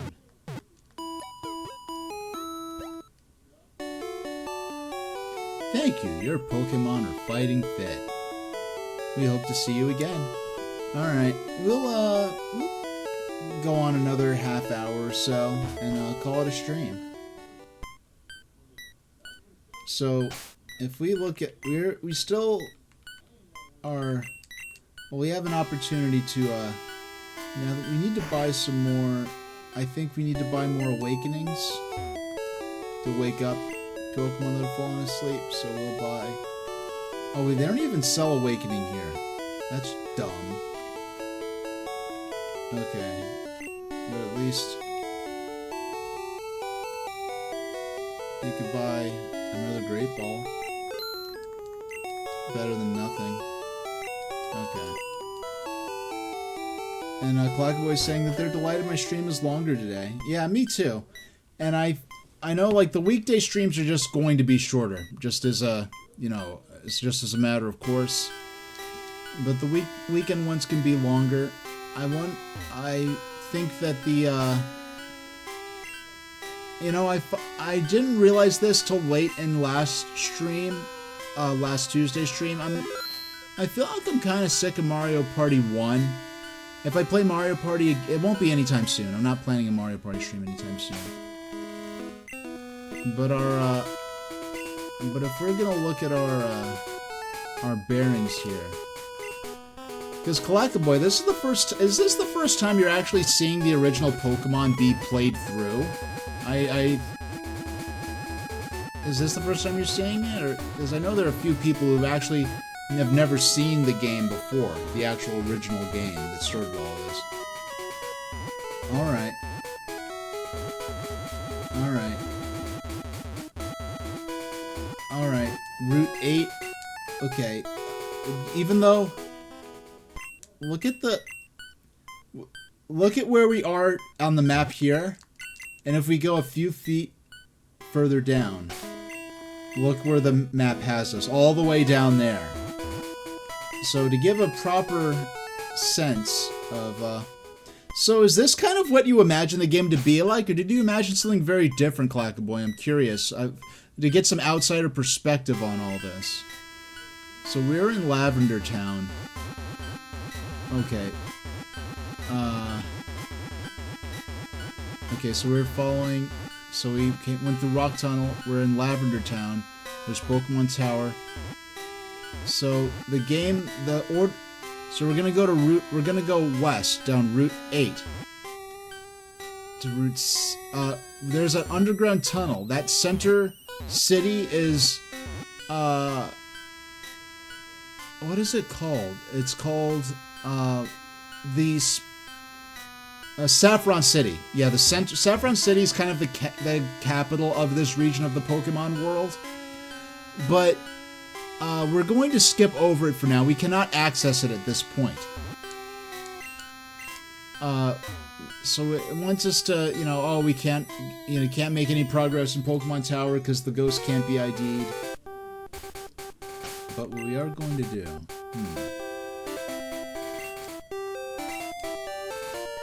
And Clark was saying they actually didn't know what to expect. They're curious if someone has colorized this game for a DX version. I'm sure someone has. The sequel to this game, Pokemon Gold and Silver, it is in full color, but it can also be played in black and white, like on an original model Game Boy. Though I have one friend who did not have a Game Boy Color. He actually played through Pokemon Silver in black and white.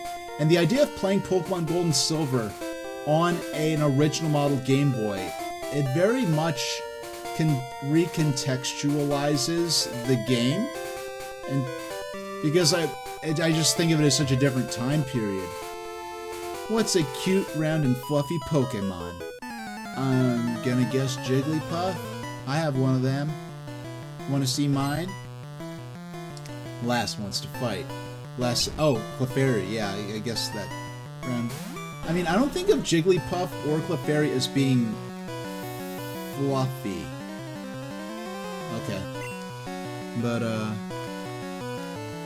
going to use Poison Stone.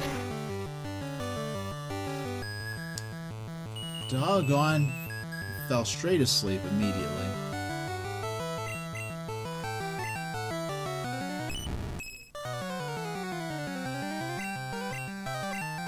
Now, and the funny thing is it... What's the button? There's some button combo. And I forgot what it is. No, it's not that.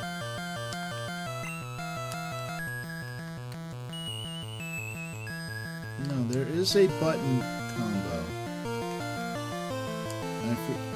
What is the button? Okay, there we go. Yeah, I can make it look like it's on a playing on a Game Boy Pocket. I can make it look like it's playing on Game Boy Light.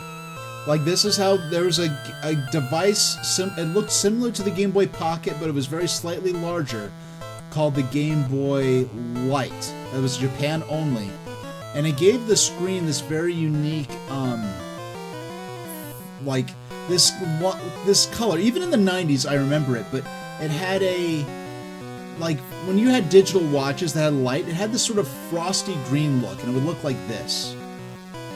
And here is, Virtual Boy mode. Now, what this actually is simulating is the black and red this neon display on 90s pinball tables. Is actually what this is simulating. Okay, but we're going to go back to the original. Now, Bill in chat is saying that, yeah, the Jigglypuff line is supposed to have a fine... have fine fur on it. I remember seeing a card from the mobile trading card game where Wigglytuff was fuzzy and it just looked so weird. Yeah. No.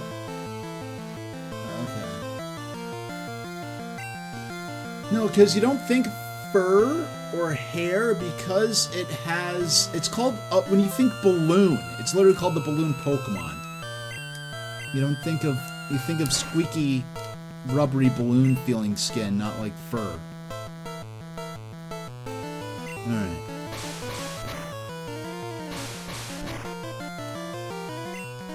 Alright. Consistently hits 2 times. We will, finish this encounter. There we go. Now, let's see what our next Pokemon is. Oh, another Clefairy. I mean, she did specifically include flavor text about Clefairy, like, in when you encountered her, so I figured she'd have a couple of Clefairies.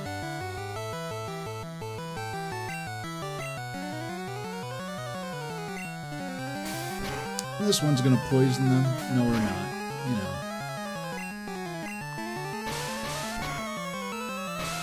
Now this Twin Needle has the opportunity to inflict poison status as well, but it's far less likely than the Poison Sting. But on the other hand, it deals more physical damage consistently. See, look, oh, there we go. There we go. We actually dealt the poison status effect onto it.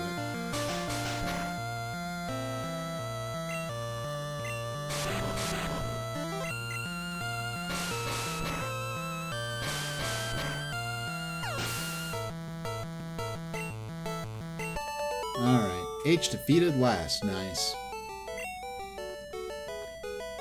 Stop! Don't be so mean to my Clefairy! You're the one who challenged me to the battle. I heard that Clefairy evolves when it is exposed to a moonstone. Where'd you hear that? Okay, this guy I think is a gambler. I'm a rambling, gambling dude. Yeah, I think he's a gambler. And he has the creepy music that's used for villainous, when you encounter villainous characters. Like when... Yeah, that creepy, like, evil, like, theme. I'm a rambling, gambling dude. Now, believe it or... Well, I mean, it's not... some of us who are more familiar with modern gaming are familiar with this. But the mere mention that this guy is a gambler would get this game a T or even an M rating nowadays. If they release this on Virtual Console, it is sort of grandfathered in as being able to have an E rating, but even the mention of gambling will get this game a T rating or even an M equivalent of an M rating in certain countries. But for like when they released these games digitally on the Nintendo 3DS, they did actually allow it to have an E rating, even though there was a mention of a gambler. Yeah, there's the Game Corner casino kind of things. Even though it could be recontextualized as a Chuck E. Cheese or Dave & Buster's kind of thing, it's still the case that the mentions of gambling make it such that this game is, this game is, it's just the fact that you can't even, they, like I think starting with the DS era Pokemon games, they started renaming, because the gambler had a trench coat, they sort of tried to pass him off as a private eye detective character, which culturally works for America and maybe the UK. Bill Preston saying Voltorb Flip was peak Gaming Corner. Was that... There is Voltorb Flip... I believe there's a game... There's a card flipping mini game in the Game Corner in Gold and Silver, but isn't it like completely like different than the similar game that's in Heart Gold Soul Silver?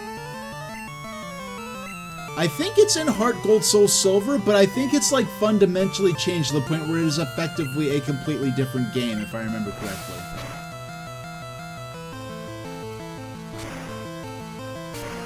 Yeah, I am like... Oh gosh. I was not expecting to get Beedrill to get burned, but I mean, I'm glad, considering the type advantage that Beedrill has, I was kind of playing with fire. Even using him in the battle for as long as I did.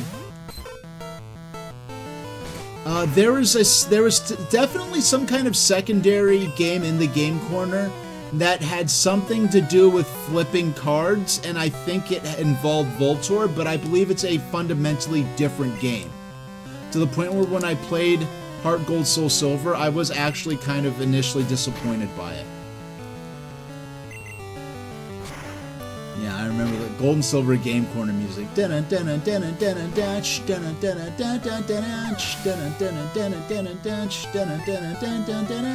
is like the peak, like city, like high-tech city theme, mood-setting music. That theme right there. Gambler's about to use Vulpix. Vulpix, another Pokemon that I wanted to have. I wanted Meowth and Vulpix, and I couldn't have either of them because they're both, you can only catch them in the Wild and Blue version.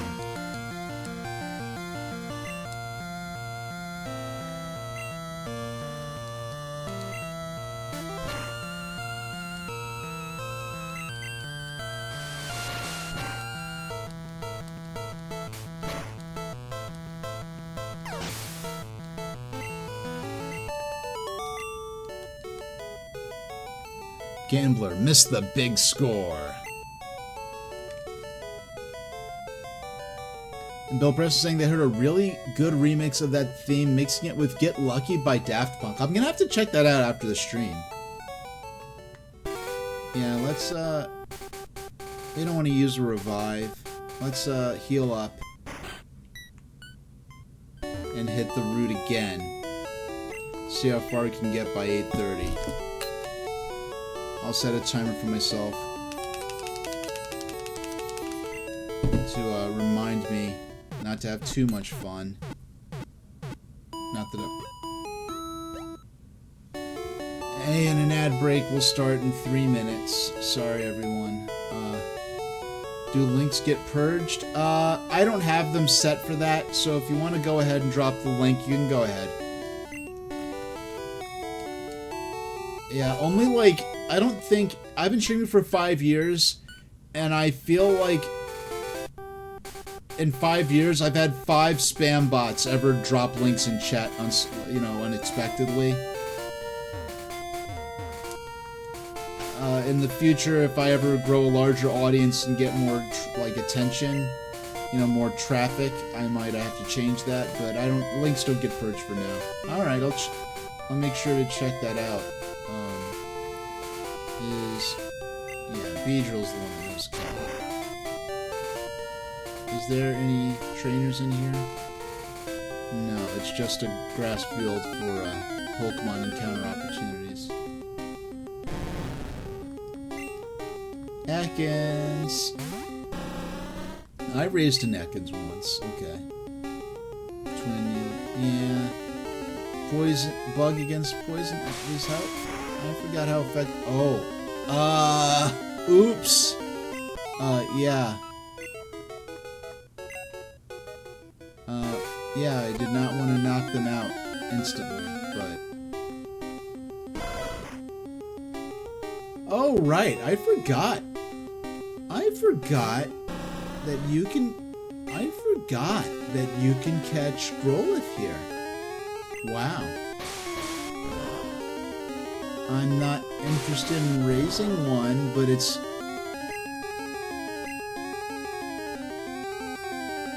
Alright.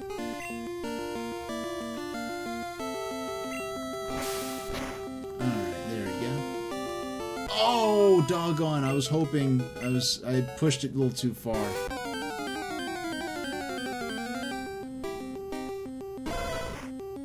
Alright, let's... Okay, take 2.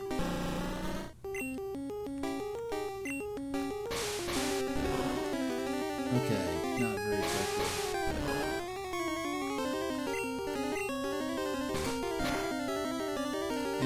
If it only deals that much damage, A second time. He should be very close to knocked out, but not quite. Nice. Okay. Now, the only way we can make this even better, if we switch out with Jigglypuff.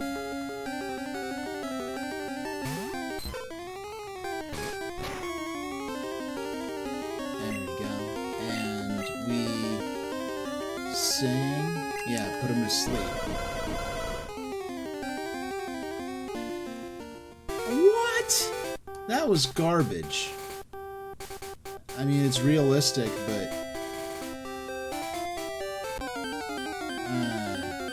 so close to catching. Roll it. Okay.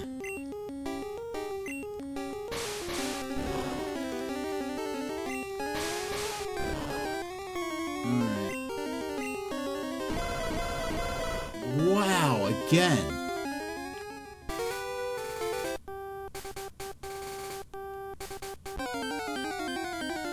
If this happens again... Okay, Ekans, another Pokemon I do not have yet. Okay.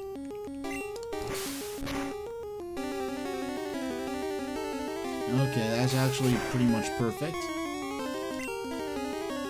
Super effective. Now let's bring out Jigglypuff, put them to sleep, and then we'll start throwing some Pokeballs.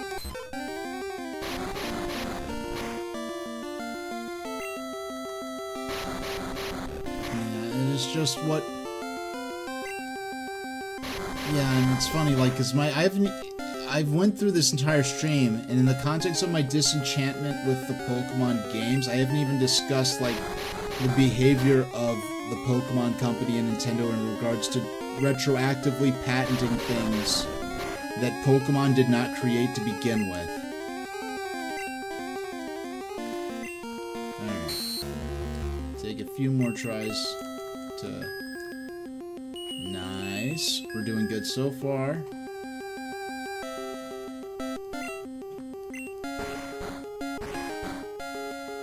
And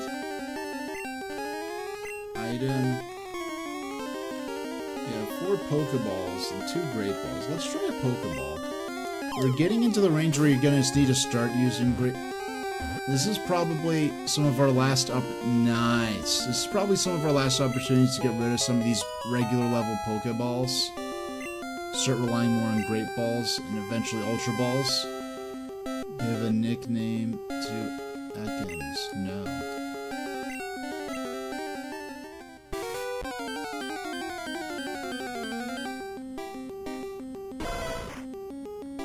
Wild Growth appeared.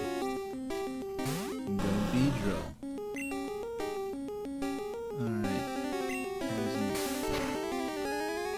Okay. Doggone! Ugh. Alright. We're officially switching. We're switching Jigglypuff with Beedrill. Okay. Now, time for a new strategy for catching one of these little fire puppies. Oh, a Pidgey. After all this time, okay. Not interested.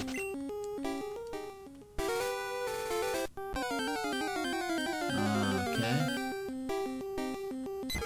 What, did we knock out all the Growliths? And not that the game keeps tracking that way.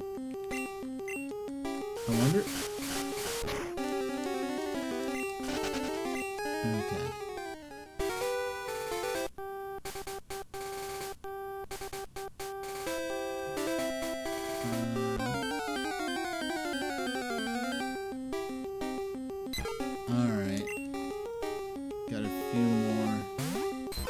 Give it a few more tries. Can't escape from this little tiny bird.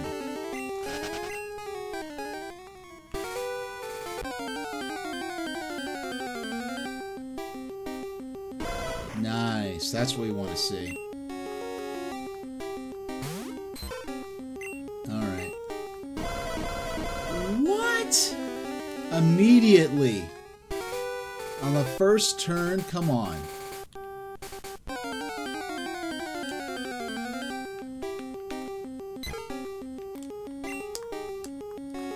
And plus, I mean, and that was like a level 17 or 16 Growlithe, and I'm level 25 as Jigglypuff. That shows that Jigglypuff does not have the best speed stats. Like, Growlithe is a fast Pokemon.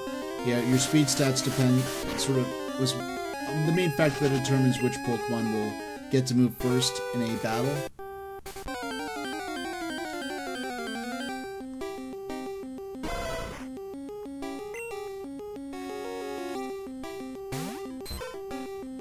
Bill Preston is saying apparently every wild Growlithe only knows Roar. Then how did I get through those battles where I was going through multiple turns? How did that happen?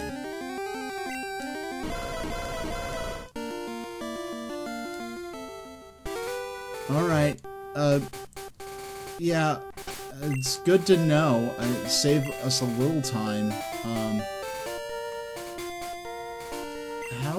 Yeah, I guess I'd have to wait till I'm so significantly over-leveled compared to the Growlithe that the speed stat will let me, like, get in the... Yeah, Beedrill is the one that knows Cloud. Actually, let's see. Nah. Let's go ahead. Let's do one more battle. Should only take... Oh, it actually does know Bite and sometimes Ember, but those... yeah, I guess I was like, it didn't seem to me, like, how did I get through so many turns the first couple times? You need strategy to win at this. Yeah, let's go through this battle, and go ahead and heal up and call it a stream. Super Nerd wants to fight. Yeah, they like to use poison and electric types, if I remember correctly, the Super Nerd characters.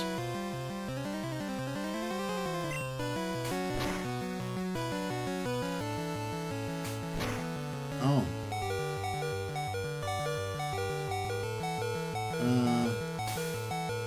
Are we just... Disable was disabled.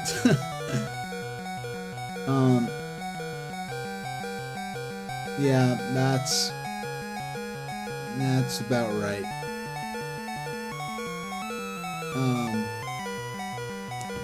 You know, it's just so odd that, like, 2 moves in a row, we just happen to both use the same moves.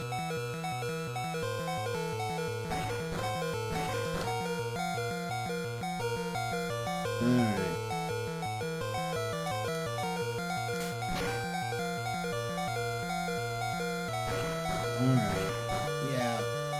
So let's, I don't expect to win this exchange, but let's see how far we can get. If he stays asleep till we can beat him. Nice. Got to use Muck. No, I will not change. I will let this go ahead with the expectation that... Yeah, I'm gonna try to sing. You see, the thing is, I expected that to happen. I thought, at best case scenario, worst case scenario, I get knocked out instantly. Maybe I'll be able to put them to sleep before I move on to my next Pokemon.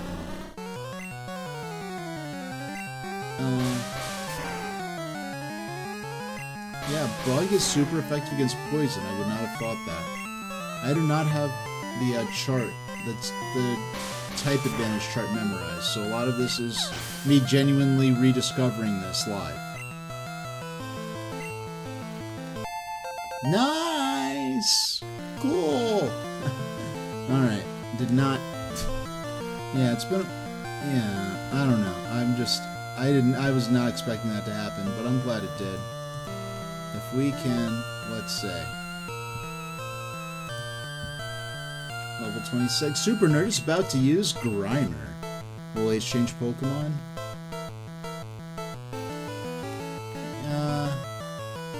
Yeah, we might as well. Starting getting to level 26. Yeah, wait. How funny is it in this stream? Beedrill was like my consistently under-leveled Pokemon.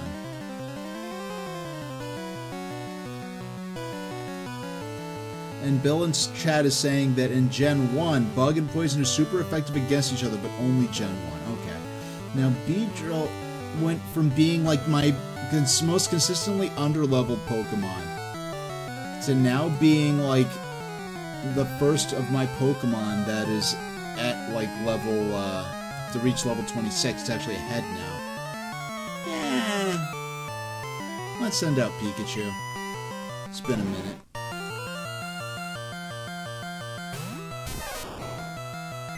And Thundershock.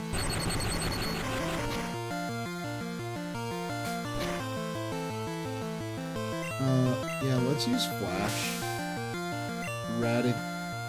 Yeah, I believe Flash is like... I've known it to radically decrease their accuracy. Used Disable, but it failed. So the attack got through, it just happened to not do its thing. Oh, Thundershock was disabled. I guess I'll have to use Quick Attack and then it's that much quicker. Enemy Grinder fainted. Pikachu gained 423 experience points. H defeated Super Nerd. Super Nerd. It's not logical! Ah. Alright. Go with Grimer first and... Okay, you're just fixated on strategy, huh? Gambling and Pokemon are like eating peanuts. Just can't stop. Okay. I heard that Clefairy evolves when it is supposed to... Yes, okay.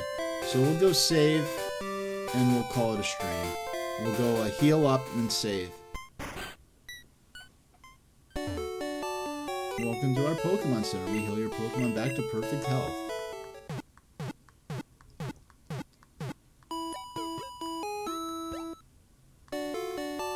Thank you. Your Pokemon are fighting fit.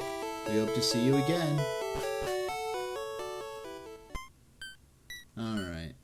Now let's check out... Yeah, we'll save right by the shop so I remember what I'm up to the second I boot back up a week from today. And, that'll do it. Okay. I will be back a week from today, next month, on December 6th at 5 p.m. Eastern Standard Time. I'll have Pokemon. We'll be playing some Pokemon. Pinball is a warm-up game. We'll play some Pokemon, and maybe we'll actually have maybe a little magazine reading, even if it's just some more Pokemon Power. And that'll be that. So, I know we don't raid very often, but... Oh, hold on. You gotta...